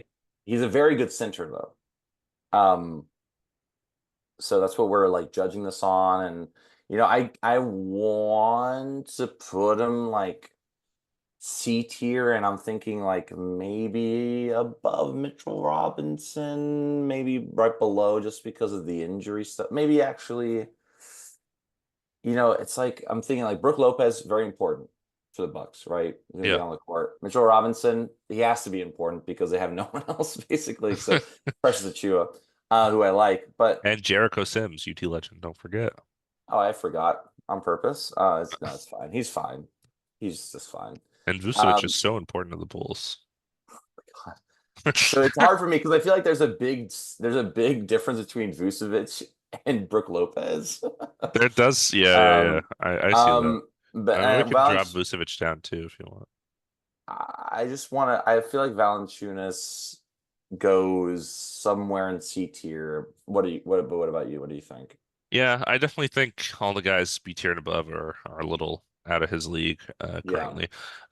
He just has that, he's doing that 1990s center thing. He's just bruising, like you said, inside. He's big. One of the stronger guys. Like I look at him yeah, play, and I'm like, this guy looks like he can just run everybody over. Um, and yeah, I mean, it was crazy in the playoffs. He scored 20 points in the first half and then didn't play in the second half because yeah, Chet was just quicker and getting open and blah blah blah. So wild to me because it feels like a lot of teams could use a guy like that. When I first looked at this list, I thought Marvin Bagley was their starting center because I forgot Valanciunas signed there, and I was like, oh wait, it's Valanciunas, thank God. yeah, Um, yeah. he'll Thank probably get God. traded. We'll see, but Yeah. um, Hopefully to. I mean, I want to see the Lakers, but I mean, does it make sense in the Lakers? No, not really. So I just feel like in good consciousness, I can't put him above Brook Lopez that's fine. because he got That's played off the floor in a that's playoff game, fine. which is crazy. That's fine. We don't need to talk about it that I, much. li- We can stop talking about him being played off the floor. It's cool. I It's like fine. I like him more than Vucevic though. I think Yeah. he's more impactful. Yeah, So but I think Vucevic is still a C tier player. Like I don't think he's D tier. So I don't want to push him down just quite yet. yeah, But we'll DeAndre see. Ayton only being higher than Daniel Tice is hilarious. Look, just okay, DeAndre, I'm talking to you right now. We know This you're listening. season, this season, Care. play like you love the game. That's all we want, man. Yeah, I remember when they asked him when he joined the league, what's your goal? And he said, to get my second contract. So not ideal. Love that. Love that, Not a good goal. obviously. All Not a right, good goal. the Utes. The Utah Jazz. Who's Let's talk starting for him? Walker Kessler. Not Uh, Kelly Olynyk? Not going to be Kelly Olynyk, I don't think, considering he's on the Raptors. It would be hard for him Yeah, to come start for on. the Jazz. So, yeah. Um, no, Walker Kessler, a really good rookie season, finished third in Rookie of the Year behind Paolo and Jalen Williams. Kind of had a sophomore slump, He wasn't amazing. He didn't have really it was a growth thing. There wasn't a ton of growth there after a really good rookie season. Um, the Jazz are kind of just stuck in blah right now. A bunch of young guys they're just running out there. I think Will Hardy is a fine coach, but they're not promoting winning or anything like that. I think he, much like other guys on this list, very standard rim protector, not gonna space the floor for you. Yeah. Good in pick and roll. Um, So for me, honestly, I feel like I kind of just want to put him in the D tier in between DeAndre Ayton and Jakob Poeltl. That's kind of what I'm feeling right now. Yeah, I was thinking the same thing. I was thinking if he's better than Pirtle, but I was like, no, I trust Pirtle more than Walker just because of injury stuff and like experience, and I hope Walker Kessler surprises us. I hope he ends up being like an A-tier player, but Right. right now, like that's just like seeing that's his game. It's he's very good at that. And again, like these people in the D tier, they're not bad for these teams, but it's like they're not on the same level. Yeah, it's like, I mean, no one really does what he does in the C tier, except for C tier is kind of its own little weird bunch of players. But Mitchell Yeah, Robinson is in there, and he's a little more athletic and like agile and right. kind of brings some dysfunction, like good dysfunction in on defense. And Yeah. then like the only guy we have above that kind of does the same thing is Jared Allen. But Jared Allen was literally an all-star like 2 years ago. Yeah. Like he was so good that he was an all-star, and I just don't think I'm going to see that from Walker Kessler probably. Yeah, I don't see him getting double doubles, like, averaging almost double doubles and stuff Right. like that anytime soon. But hopefully he surprises us. We'll see. Doesn't have a cool afro, so. Yeah, exactly. That's why. That's exactly why. Because Jared Drops into Allen should that. be an A for Afro, let's be honest. A for Afro. Oh, I didn't get the I'm wearing the Pistons jersey. I think I got the Pistons. Okay, The fine. Warriors. Warriors. Who's starting? Trace Jackson Davis or Kevon Looney? Oh, this is a good question. It was weird. Looney got like randomly benched last season. It was strange. A tier Looney. That's what I'm gonna call him from Um, now on. was it A tier or was it that really had a been? I thought it was A tier or it was B. Either way. A tier is insanity. Yeah. No, he was at the top of B tier. Okay. So, oh yeah, A tier was just two. Still very high. That by that graphic, he was the sixth best That's center in the crazy. league. Um, Here, I, let me look up the Warriors projected starting lineup. okay. We'll see the odds. I'll talk about Kevon Looney just real quick. So, Kevon Looney, very good rebounder, very sneaky rebounder, even though he's on the shorter side. Was really important for that Warriors 2022 team that won the championship. Um, but like you said, like last year, he was kind of played off the floor a lot. I think he's kind of slow, and teams are just finding better players to make him not as effective at rebounding, and that's really his big thing. And knowing the Warriors system, he's been there for forever, so he knows all the setting the screens and all of that. But you know, that's all I want to say about him. What's projected? Man, I'm getting some crazy uh things here. So I'm seeing Trace Jackson Davis. I'm not seeing any Looney at all. Really? What I'm also seeing though is Draymond Green, and the projected lineup is uh Steph Curry, uh Podziemski, Andrew Wiggins, Kuminga, Draymond Green. I mean, I saw them run a lot of that kind of small ball stuff, but I That's don't a think they're gonna. that's a I don't. crazy lineup. I don't think they're gonna start like that. I think they might use that for a few games, but they're not gonna do that the It majority of the sounds time. weird as a starting lineup. It feels like, if Trace Jackson Davis starts, you take him out after like 5 minutes for Yeah, that exactly. lineup. But yeah, Um, like what do you get? Draymond Green jump ball? Hello.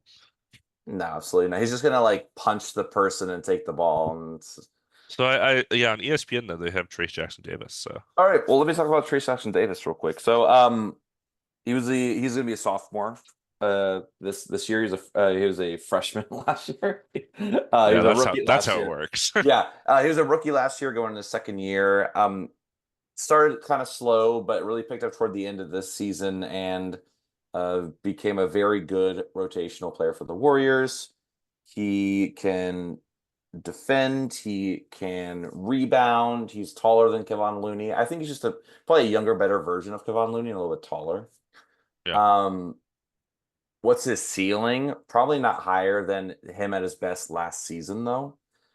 As much as I do like him, I mean, I probably put him like on the end of C tier, maybe, just because he's a little bit younger, and I see his game maybe getting a little bit maybe top of D tier. What about you? Yeah, I'm trying to think like, he is an interesting player to rank here because he did feel like he had a kind of weird rookie year. Mhm. So I'm seeing more and more Draymond at center. We might need to Weird. we might need to do Draymond. Um, but while I'm finding that picture, uh, Trace Jackson Davis, I don't know. It's like, I mean, he got like played out of the rotation playoffs, um, which was strange. He's small too. He's like 6'8", so it's not like Draymond is much smaller than him. And I think that he can kind of space, which is interesting. I actually don't. I think he's worse than Pirtle and Walker Kessler. Makes me feel kind of bad saying that, but it's simply how I feel. See, it's great now because now I can see that you're pulling up a picture of Draymond Green and everything, right? Yeah, I thought I saved this picture, but actually didn't show up, so that's huge. Uh, Oh, let we me love that. here we go. I'm Well, clicking. Man. I'll talk about Draymond. Talk about So Draymond. yeah, so Draymond at the five. I mean, most people know Draymond Green, at least they know his name. Um, he is very good defender, obviously. Doesn't fill up the stat sheet, but he knows the Warrior system through and through. Um, he is also like a culture guy. Like he's gonna expect the best from everyone on the floor. He gives it his all every time, even though to his um sometimes his downfall, like it leads him to get, techs and some very well deserved ejections and whatnot. But he's a very good NBA player who raises the ceiling of the Warriors. Would they have won championships without him? It's it's hard to say, probably not, but you don't know. Draymond Green is still a very good NBA player though. But where do I want to put him? Hard player to rank. Hard player. To me he fits in the C tier because of like his like it just kind of does a lot of different things. But his C, like we know what he is at his best. It's not like he's gonna be better, but I also could see him, better than Wendell Carter Jr. But it's like, is that just because of the history? Is he gonna be actually Right. Is it going to be so? that this season? Yeah. So that's why I'm a little What's the chance stuck on. Draymond turns it around this season? For the odds, Yeah. low. Um, People don't change like that. Not like that. Yeah. Um, so yeah, I'd probably say like top of C tier. Okay. Um, yeah, I'm okay with that. We have our qualms about Draymond. He's a silly guy that does silly things. Like hit people in the face and talk That's trash so and blah blah blah. silly. So So silly, silly. so goofy. But he does have the defense. He does have the playmaking. He's kind of like the point guard of their offense in a Yeah. way because Steph Curry does so much off ball. I think that's really underrated part of his game that doesn't go that goes overlooked sometimes because the antics and because of the defense. No one really focuses on Yeah. that. And that's And kind of a unique element that I don't think a lot of these guys present. for sure. We do have to keep in mind we're ranking centers, right? So we're ranking Draymond at center. If we're ranking him as a power forward, he'd probably be B tier. Like he'd compared to a Yeah. lot of other power forwards, but as a center, comparing to these guys, it's I, C tier. I do see them running Steph, AirPods, Wiggins, Kuminga, Draymond. I can see that lineup. I get it. I get it. I get it too. How effective is it? That's Because what I'm Kuminga is complaining about minutes, and it's like you can't bench AirPods after starting him over Clay, and Clay left your team because of it. And then of course there's Wiggins, who Yeah, I don't know. They're kind of short, yeah. but Oh, they're very short. I was gonna say like yeah, I think that's gonna Draymond Green is 6'6". yeah, that's gonna kind of bite them doing that. But if you have Trace Jackson Davis coming off the bench, it's not terrible. I really But wanted to do this because I wanted to rank Kuminga when we do power forwards. I don't want to leave Kuminga off. I'd rather rank Kuminga than Trace Jackson Davis. oh, for sure, I get that. Also, though, I'm looking at this thing on ESPN with depth charts. Uh, the Pelicans one has Yves Missy. That guy is not starting. There's no shot. There's a crazy thing to have. That guy's you don't even know who Who that is is. that? Yeah, Exactly. exactly. Uh, The but Pelicans have a ton of good players. Why would they have? it also has for Utah, it has their three being marketed, and their four being Taylor Hendricks, and their five being John Collins, which I don't think is No, going to happen. I think it's going to be no. marketed Collins Kessler. Taylor Hendricks probably Yeah. still comes off the bench. And then let's see, what are the other ones here that I didn't see? Oh, it had Chet at the 4 and Hartenstein at the 5. It had Lou Dort coming off the bench. I don't think that's gonna Nah, happen. nah, you have too many good players to do that. You don't have to do that. No way you have Lou Dort coming off the bench. That'd be No, nuts. absolutely not. But all the other ones we ranked, they were the one listed. Oh, So you've been checking. That's smart. Okay, I cool. just went back because I found a thing that has all of them on here, like Oh, all the smart. positions. So I was like, Nice. okay, I'll just look at it real quick. But I mean, again, these are projected. It's not like Exactly. We could NBA disagree. teams. Like exactly like what we NBA just teams don't like release. Here's who we're starting day one of next season. So it's just people guessing, really. for sure. All right, All we talked right. about three different Warriors people and only ranked one of them. Let's That's keep it fine. moving. At least we have the right pictures this year. We don't have like Terry Rozier's, Bradley Yeah, Beal, or exactly. like whatever was going on last year. All right. Tell me about the Hornets. The Hornets. Mark Williams, will he play? That is the question. He played like 30 games last year. I like Mark Williams. He's fine. I don't want to spend too much time on him because he didn't play a lot last year. I think he has a decent ceiling. I think he can be a future asset for this team in the Brandon Miller era because the LaMelo era is done. Um, but I think he's got the place to get out there. He's a fine center. I'd put him, I don't know, like right next to Walker Kessler in the D tier probably unless he has kind of a huge jump. But I don't. Yeah, I see that for him as well. Just because when he does play, he's very good. So as long as he plays, then but he's gonna do what is expected of him. Get rebounds, protect the paint. That's about it. But I Yeah, like him for sure. Marky Mark. Good young player for the Hornets. Again, these does not mean they're bad NBA players. It means on the terms of starting centers, they're lower on Exactly. the I mean, totem pole. we wouldn't say we're fans of them and then put them in like the D tier if we didn't think they were actually gonna be okay. This one's easy. Yeah. Um, Tell me about Denver Nuggets, Jokic. Nikola Jokic, S tier. He is the best player in the NBA right now. If you don't know him, he is. If you don't Uh, know him, it's crazy. if you don't, I've never heard his name. He was the MVP again last year. Third and fourth, three Uh, years. Third and fourth years, he led the Nuggets to the 2023 championship. Best player in Serbia, almost beat USA in the Yeah. Olympics. Single-handedly, essentially, him and then some of Bogdanovich. So, Loves horses. if you don't know Nikola Jokic, Now you know. you now you know, and he's definitely a must watch. He's the best player in the NBA. Must watch TV. Absolutely. All right, that's that. That's easy. We're He's done. number one. The same three we had last year. Wow. Well, that's great. Will we have anyone else in last tier? Ooh. Parity in the NBA. No. Um. Who do we got? What is it? Brooklyn. Oh, that's okay. Brooklyn. All right. Nicholas Claxton just signed that big extension. Yep. This is, this is Sinners. It feels like I said the same thing. He plays good defense. He sets screens. He doesn't shoot, but he's pretty good at those first two things. Yeah. Um, I would say I like Nick Claxton more than the guys in the D tier. I would say I even like him more than probably definitely Vucevic, maybe Valanciunas, and then when we get to Brook Lopez, Mitchell Robinson, I kind of start questioning a little bit. He's in Brooklyn purgatory, and no one watches that basketball team because they're god awful. Um, he's I'm gonna good. watch them because tickets are like $30. I looked it up. Yeah, I think he's good. He's underrated. Um, no one pays attention, but I would put him probably somewhere there in the C tier. I want to put him behind Valanciunas, being honest.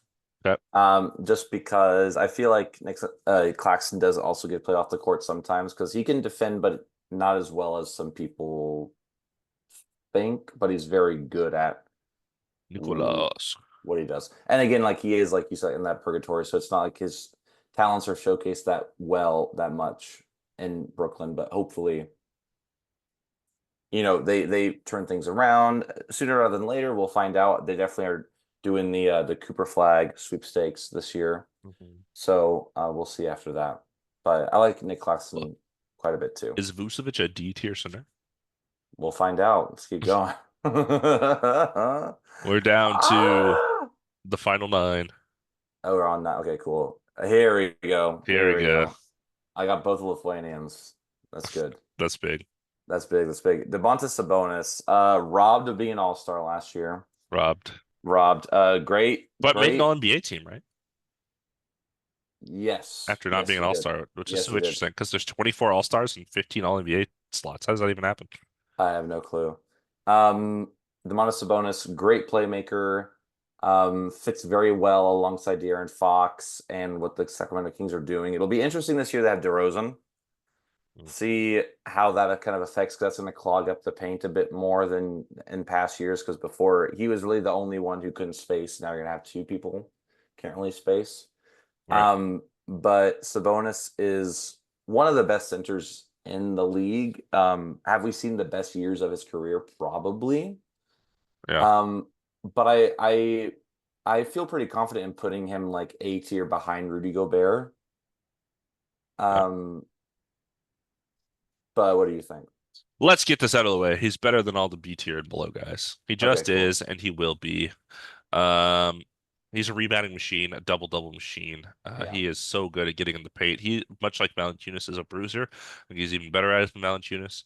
What he does have that Valanciunas doesn't really have, that playmaking. He runs a lot of the offense from the top of the key, the elbow, that area doing handoffs for shooters and stuff like that. It's a really, really crucial part of the Kings offense that I think has been, top 10 several years in a row with him in there. And he's been very good for them. Yep. I think the offense he brings to the Kings could be, arguably, more important than the defense Rudy Gobert brings to the Timberwolves. Um, Interesting. I'd put him above Chet. I'm okay with that, I obviously. I'm just trying, I but thought you were gonna do him over Wimby, and then that would have been a conversation for me. That would have been tough, but no, you know how I feel about Sabonis. I try yeah, sometimes I'm trying to play a little safe, but I think everyone top in the five A center tier in the NBA. brings. We got a couple more to go, Yeah, but that's true. I There's mean, only kind one of. other guy that has an argument, I think. I see what you're talking about. Yeah, it's tough because each one in the A tier does bring something very different. Rudy's defense, Chet is spacing, Sabonis is playmaking, Wimby is defense and spacing. So it's like, I guess Chet also has defense, but Sabonis just is that. I think that playmaking really is what sets him apart from quite a few centers. And while he may not be a great defender, it is so worth noting he is an incredible rebounder. Yeah, Like he is top five in rebounds every year, yeah, he and definitely gets possessions in are there. important. That wins games. Rebounds win games, Right. and so does defense, and so does offense. And so So does putting the assists. ball in the Yeah. basket wins the Yeah. games. That's how it goes, I think. Yeah. All right. Sabonis. Couple more. I'm De'Aaron Fox and you're Sabonis.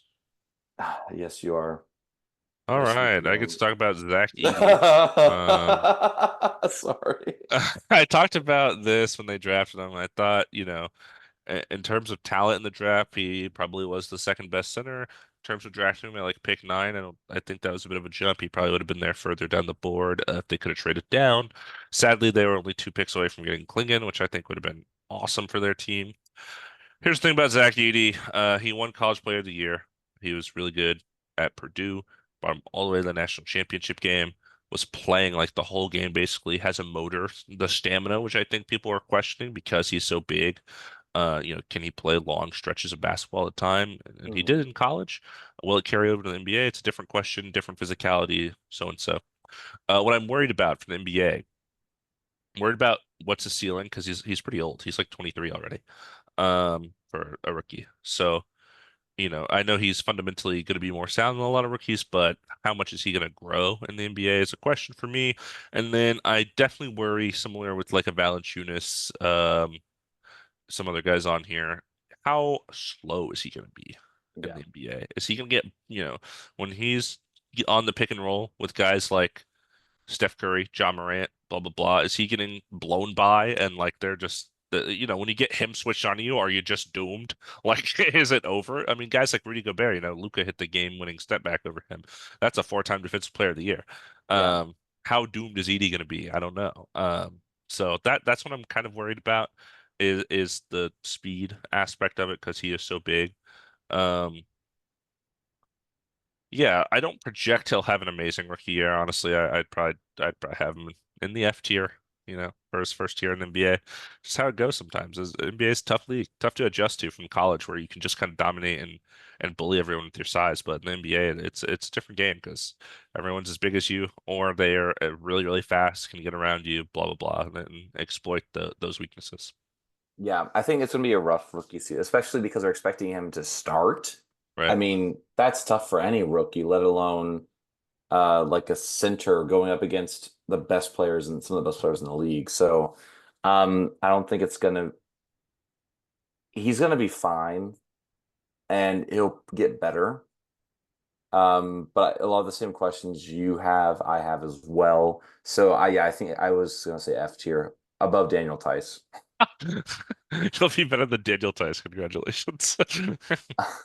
And again, I don't hate Daniel Tice. I like Daniel Tice, but it's just, That's Rockets legend right there.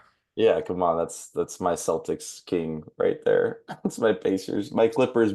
What number he wearing the Celtics?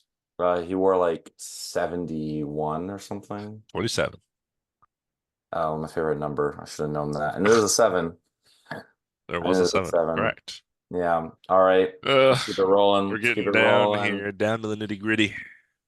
Gabe losing me Dallas. Okay, thank God. Okay, At Dallas. least, This is an interesting one. So, what does that projection say? What do you say? Because there's uh, two. We got Derek Lively, we got Daniel Gafford. yeah, the projection has Gafford on here. Okay, I It see has that. Luca, Kyrie, Clay, PJ, Gafford as their Gotcha. starting five, which makes sense because that's pretty much what they did last year. But they rotated them in and out so often they basically played the same amount of minutes. Yeah. So, we'll talk about Daniel Gafford. Gafford. Really good center at what he does. Like you mentioned, like you mentioned for all the centers, uh, defends the paint, gets rebounds like a monster, plays with a passion, which some centers don't. I'm looking at you, DeAndre Ayton.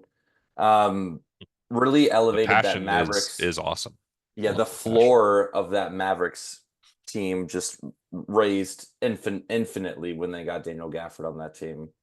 Um, so I like what he does with the team and his fit.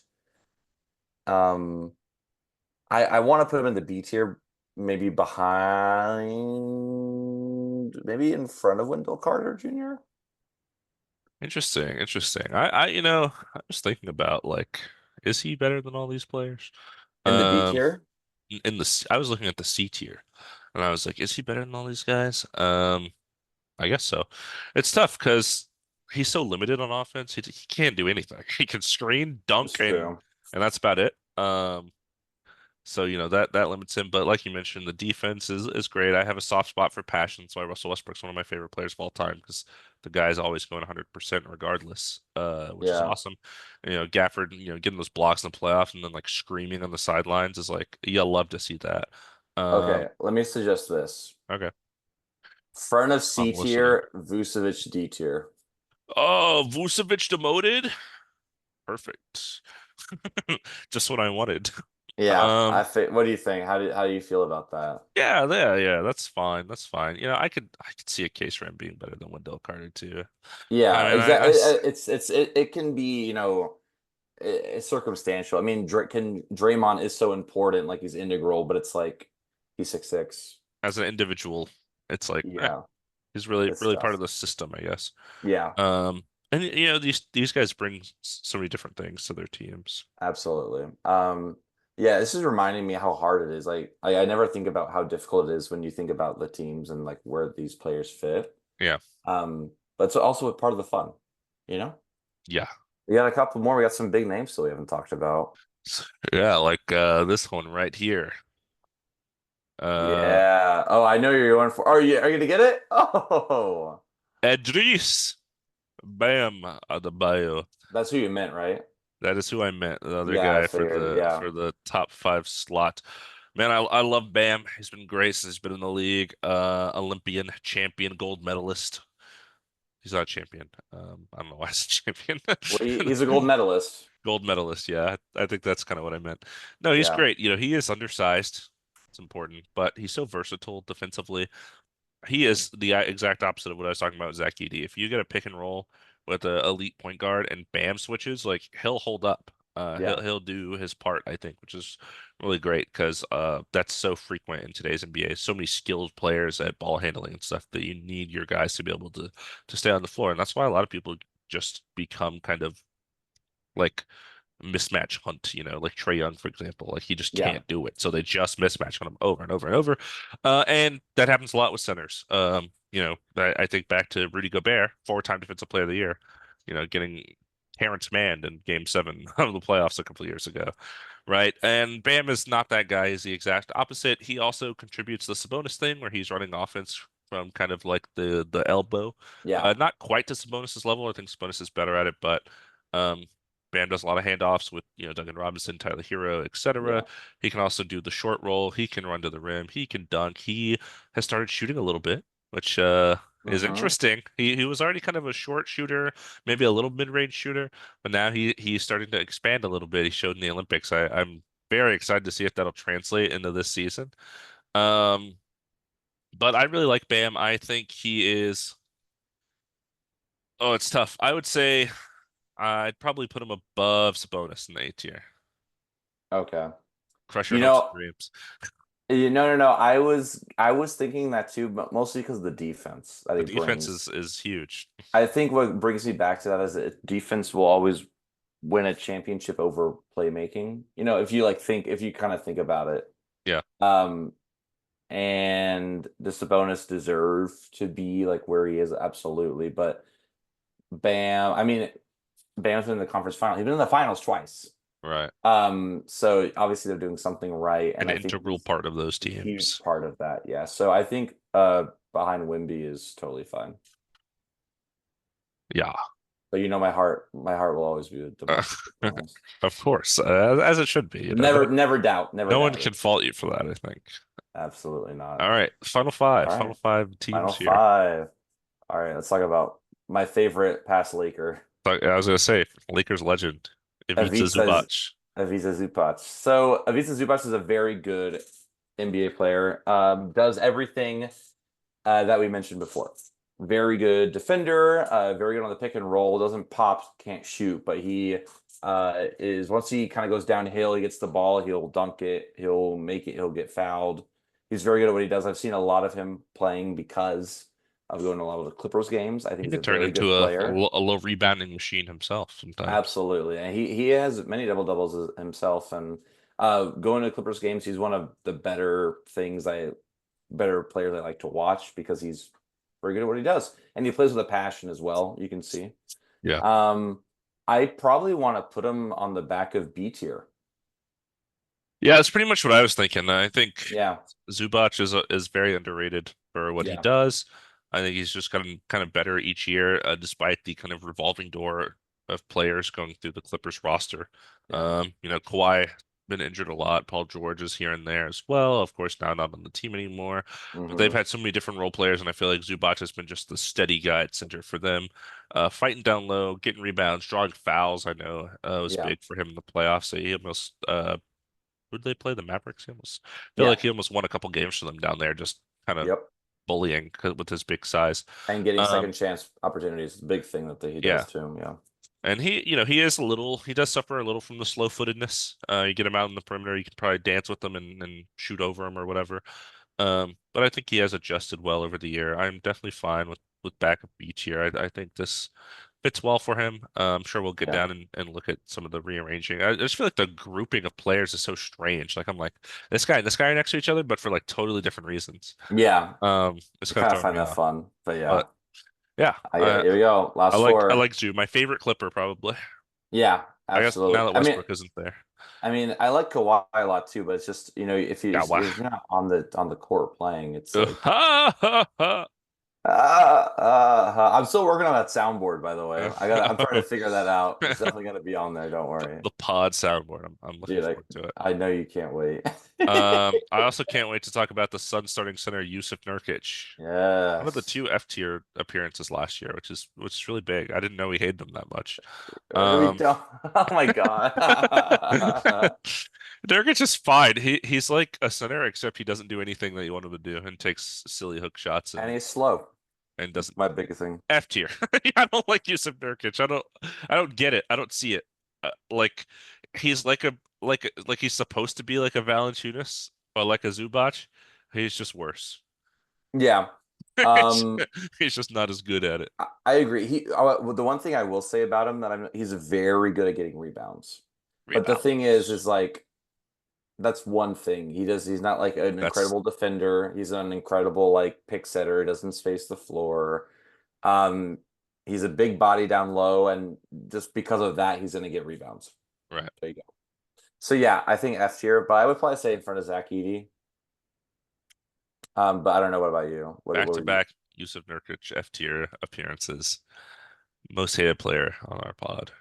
Hey, it's Confirmed. it's tough when you're on in an NBA with a lot of really good people, In a an lot of good teams. NBA. I know. I'm starting to lose it, man. Can I talk about the Pistons? Yeah, okay, finally. Finally, Reggie Jackson gets to talk about the Pistons. Yes, That's the Reggie Reggie's. Jackson, everybody. Yeah, I am Reggie Jackson. Hello. Uh,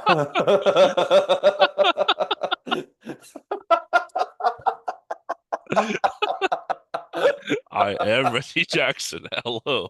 That's exactly what he said when we went up to him at Summer League. I was like, Reggie Jackson, because I am Reggie Jackson. Hello.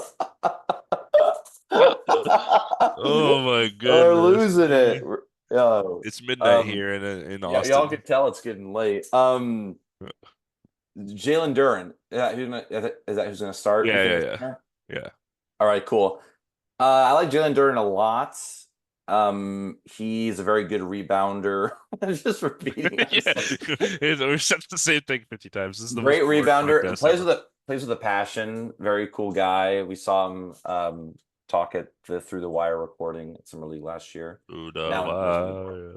Udawaya. Um, the thing is he's on the Pistons. That's the tough thing. He's also competing. He's just competing for minutes with a lot of other centers as well. Like It's you got just Paul Reed. unfortunate that he's a Piston. Yeah, you got Paul Reed on there now. Isaiah Stewart, I think they have at the four, but he can play five as well. At least they don't have like Marvin Bagley, James Wiseman. Like they're not like overloading. Bagley. Um, but where's Jalen Duren go? Doesn't like more things about it. Like he's an okay defender, a little slow, but he's a rebound machine. That's really his big thing. And God, where do I He's want so him? young still. He's like 20 or Yeah. 21 even. Where do I want to put him though? Is he better than Vucevic and he's like tucked right up front, or is he like maybe right behind Pirtle? Maybe. I'm going at least C tier. I like Really, Jalen Duren. I like him a lot I like him. too. He runs, Um, he jumps, he blocks, he grabs ball. he's very athletic. He plays hard. I mean, I just don't know. Is he better than Nick Claxton? That's tough. That's tough. Yeah. That's where we get into a conversation, I think. Yeah, let's put him on the end, and then we'll figure it out. But I think at least C tier. I Congratulations, Daniel Gafford. You're getting promoted. We need to talk about that. I'm okay with it. All right, who's it gonna be? Who's it gonna be? Al Horford or Clint Capella? Yes, thank God I got Al. Al. So yeah, we're doing Al Horford because Porzingis is going to be out for at least 3 months with the Yeah, surgery, blah blah blah. So Al yeah. Horford, this old man, he shoots the ball. He's scared of rebounding. Have you seen that? Have you seen the compilations of Al Horford flinching at rebounds? It's kind of funny. No, what the It's really? it's like on purpose. It's a bit. It's like somebody will shoot a free throw and they'll miss and he'll go. Oh, he'll gotcha. It's funny. That's so weird. Okay. You know, I clutch shot maker, which is interesting for your 38-year-old center. I Yeah. feel like so many times, like I'm like, oh, Al Horford has the ball in this playoff game. That's random, and like he'll just get an open three and he'll sink it. And I'm like, yep, that's Al Horford for you. hmm Um, you I'm know, not surprised. Like I wasn't surprised. Like yeah, it's what I'm like. He's probably gonna make it, and he yeah, does. he's just good at what he does. And even though he's old and ancient, he's still kicking and he's still doing it. Um, looking on this list, probably some age-based regression because he is so old. Yeah. Um, and he gets pretty slow-footed now too with his age. I still definitely like him than probably everybody on the DTR. I probably like him more than. Yeah. Um, I think about, Brook Lopez is a comparable player for the Bucks. I think Al Horford's probably better than him. Um, so maybe like somewhere around there, like mid C tier. Yeah, even with his old age, that's what's crazy to me is that he's. I think the Celtics did a good job of getting a lot of players that complement each other where his faults are, you know. So his like defense isn't like the best, but then you have a lot of people that can defend around him and whatnot. So I would say he's better than Brick Lopez because I don't know, he seems a little bit faster, at least a bit more clutch too, making Yeah. shots. But I like Mitchell Robinson's defense as long as he's not injured. You He know, likes Mitchell Robinson's D. oh yeah, you heard it here first. I like Yeah. his D. All right, well I'll leave it with you. Cool. Al. Okay. And that leaves Clint Capella. Tell me Cool, about cool, Clint cool, Capella, cool. starting center for the Atlanta Hawks for 17 years in a row. Yeah, literally. That's what it So feels like. he's lob threat, works well with Trey Young because he sets the pick and roll, can't shoot, gets rebounds, good at that. He's just getting older, so he's just getting worse. Eventually, Onyeka Okongwu will be the starting center, and we will all thank God for that. In Um, his fifth year in the NBA, he'll finally take it over. They'll finally take it over. So Clint Capella is a good NBA player still, but I kind of want to put him in like front of D tier. Yeah, that's pretty much where I was landing. Just because he's a bit more of a lob threat than like Pirtle, and then Vucevic is just a liability on on That's defense. how I want my player to be described. Yeah, this guy's a On liability. defense, come This guy on. sucks. Yeah, that's what I meant to say. All right, that's our list. That's our We're list. gonna Yeah. go through it a little bit, move some things around. What do you think? Yeah, let's go through. Do you want to start at the top or bottom? Let's start at the top. Like the Okay. top. So S tier we have Nikola Jokic, Joel Embiid, and Anthony Davis. I In like that that order. order. Yeah, That order. Yeah. That perfect S tier. I wouldn't make any changes to it. yeah, Maybe you think Wimby makes an S tier jump, but I won't put him there until I see it. absolutely These not are the until I guys I've see seen it. it time and time again. Yeah, I've been here too many times. I've seen it too many times. I get too old for this. Yeah, currently for A tier, we have Wimby at the top, which means he would be the fourth best center in the NBA next season. Bam, right behind him, Sabonis, Chet Holmgren, Rudy Gobert. Thoughts? I mean, I understand how high you are in Wimby. Wemby. I think he's just a little too high, but How much lower would you put him? I would Below put him Sabonis. below Sabonis. Below Sabonis. But that's what we'll leave it. We'll leave it. It's okay. I like taking risks. I like taking risks. It's okay. No, it's okay. Put it back. Dun, dun, dun, dun. We can go in the middle. Put him back. Okay. Um, It's you know, fine. It's fine. But looking at this, that's I feel like Chet doesn't belong. I feel like he should be maybe a top of B tier. um for projecting, I feel like he's going to be better. I feel like he Think he'll be belongs. better I than Rudy? Rudy, maybe A tier behind Rudy, but I think he belongs in A tier. I do believe think that. so. Okay. Yeah. Okay. But you can flip him and Rudy. I just Rudy has the experience, and I trust him Rudy, a bit more. Rudy. Can you Okay. live with that? I'll live with it. I will live. Cool. B tier. Top we got Miles Turner, Alperen Şengün, Jared Allen, Wendell Carter Jr., and Ivica Zubac. Um, So weird tier. so weird tier. Everyone does something a little bit different, but I think they're the best at what they do. Miles Turner has like the best all-around game compared to all of them, you know? Hmm. Um, I'm okay with it. I don't really see anything changes I would do. I like the order. It's so strange. It's Miles Turner. I guess he's worse than Rudy and Chet. Is he better than Şengün and Jared Allen? It's like I could see him being behind Sabonis, and I could also see him being below Jared Allen. So like Yeah, the range is kind of crazy. but now he's right in the middle, basically. Yeah, So it's like, that makes sense. Şengün. Yeah, it feels weird having Şengün here because like we have these big projections for Wimby and Chet. I know they're going to their second year, and Şengün's going into like his fourth or fifth year or whatever. Um, so it makes sense. I feel like we're starting to see something last year, and maybe we'll see a little more. Maybe it's Rockets bias. I don't know. Um, I'm trying to say is like high B tier more. yeah, it just feels kind of low, but like I understand why he is where he is. I just feel like I trust Miles Turner more Yeah, than Şengün. That's the only reason why that's not flipped because the ceiling is higher for Şengün, but is it going to be that next year? I don't think so. I think he still needs um to be in the league a little bit more. yeah. That's my thoughts. I like Jared Allen here. I think he's like the best screen and dunk guy, Yeah. basically. Um, Wendell Carter. Mm, this feels maybe I feel like Carter and Zubac. It feels like there's a drop off here. Feels like Carter and Zoo are like definitely worse than the other three.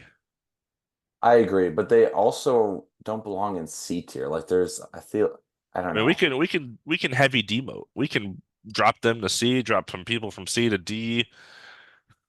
Put It, DeAndre Ayton in F tier. it just it feels like, because we're making tiers, it feels like Miles Turner, Şengün, Jaren Allen are a different tier of player than Wendell Carter and Zubac. Does that make sense? I'm gonna suggest something. Okay, I think Ivica is good. I think we put Wendell Carter down in C. interesting. You wanting a Clipper in B tier. Interesting. Interesting. That's how you know I'm not. That's how you know it's like I think he's a good Sure, NBA player. sure. I just that's that. But or we can move them both to top of C tier, and then Wendell we can Carter do. is pretty high on this list. That's what I'm saying. And It's just Zubac like is underrated. He is so underrated. yeah, it's just a bit Okay. young. I feel like. How do we How feel? far down does he go? You tell me. I don't know. I like that. I like that too. Okay. I can live with that. Cool. Uh, Cool. is it me? My turn? Yeah, you're C. C tier, Daniel Gafford, Draymond Green, Wendell Carter Jr. now, Mitchell Robinson, Al Horford, Brooke Lopez, Jonas Valanciunas, Nick Claxton, Jalen Duren. It's a big tier. Um, Yeah. C for center. right.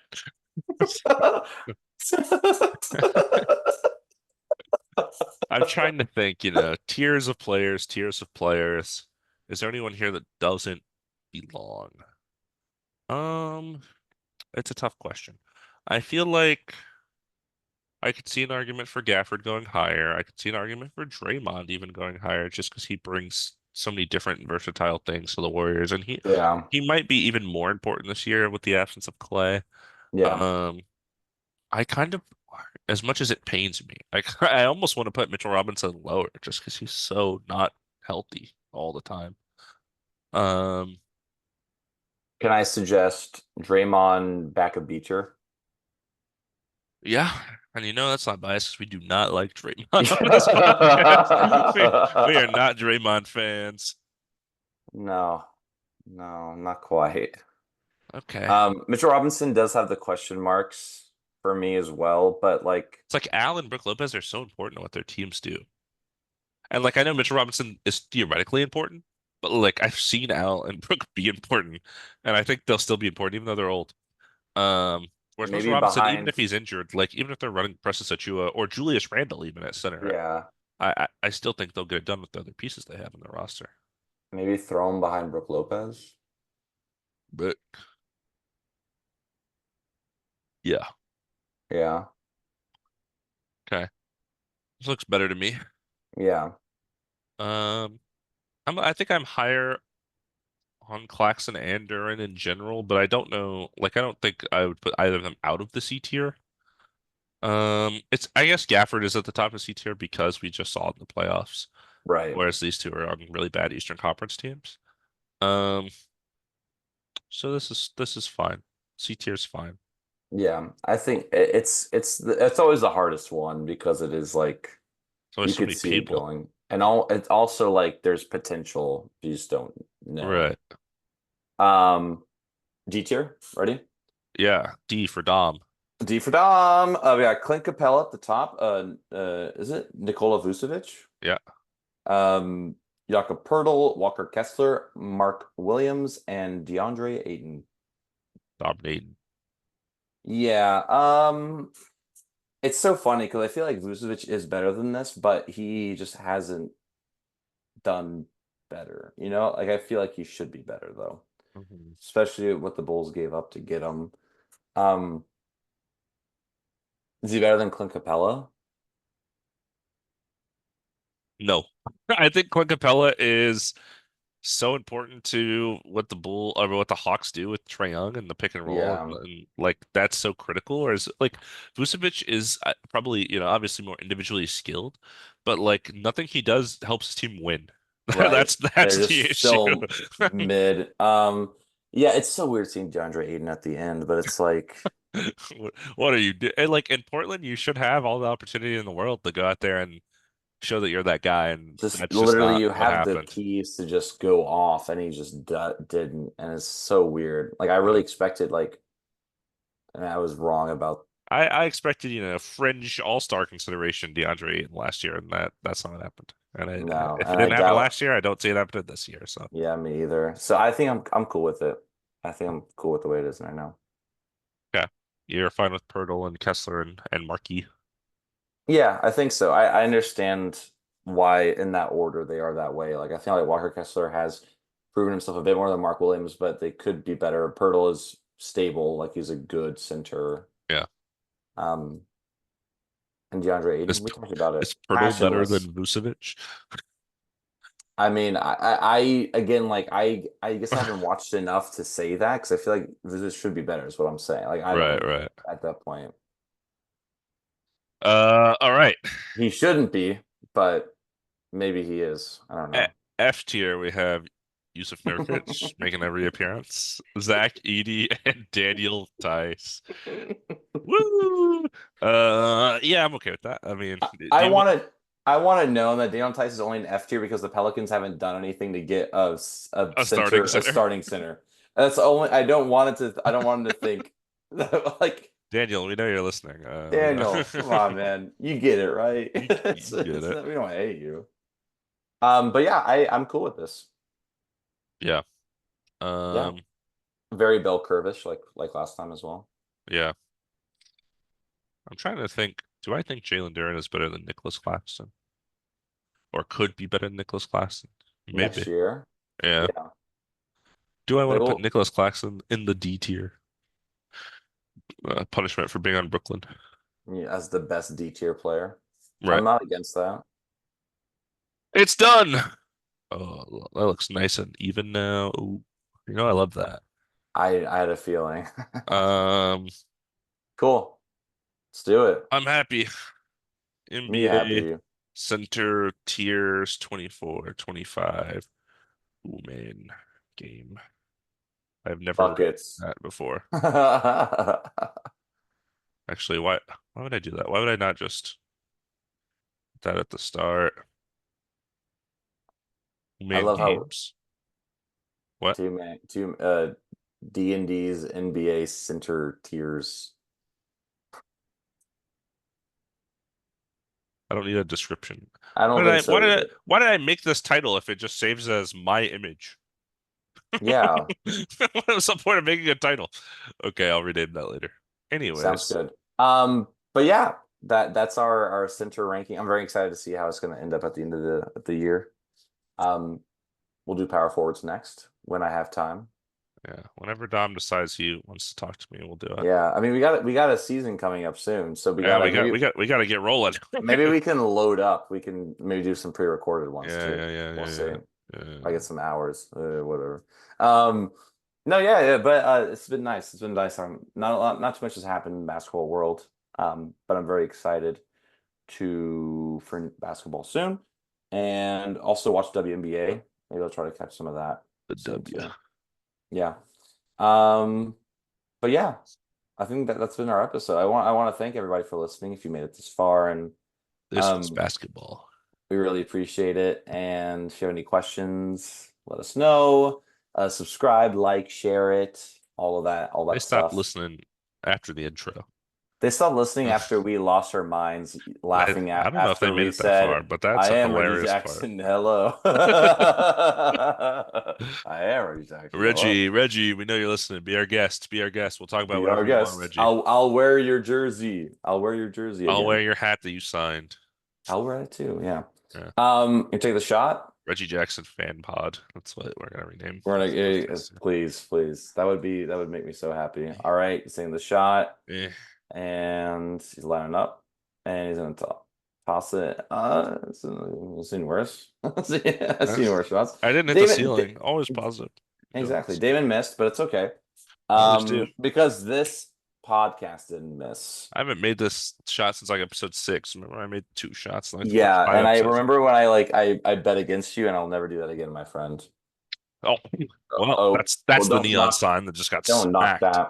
Yeah. Uh, All right. Well, we'll do another episode very soon. We'll upload this and yeah, just want to say I'll think thanks again about for uploading listening. it. We'll see. Yeah, think about it. And Already once midnight, again, so it's already yeah. 12:20. So who knows if I'll do it today? Yeah, Maybe. I said soon. We'll do it soon.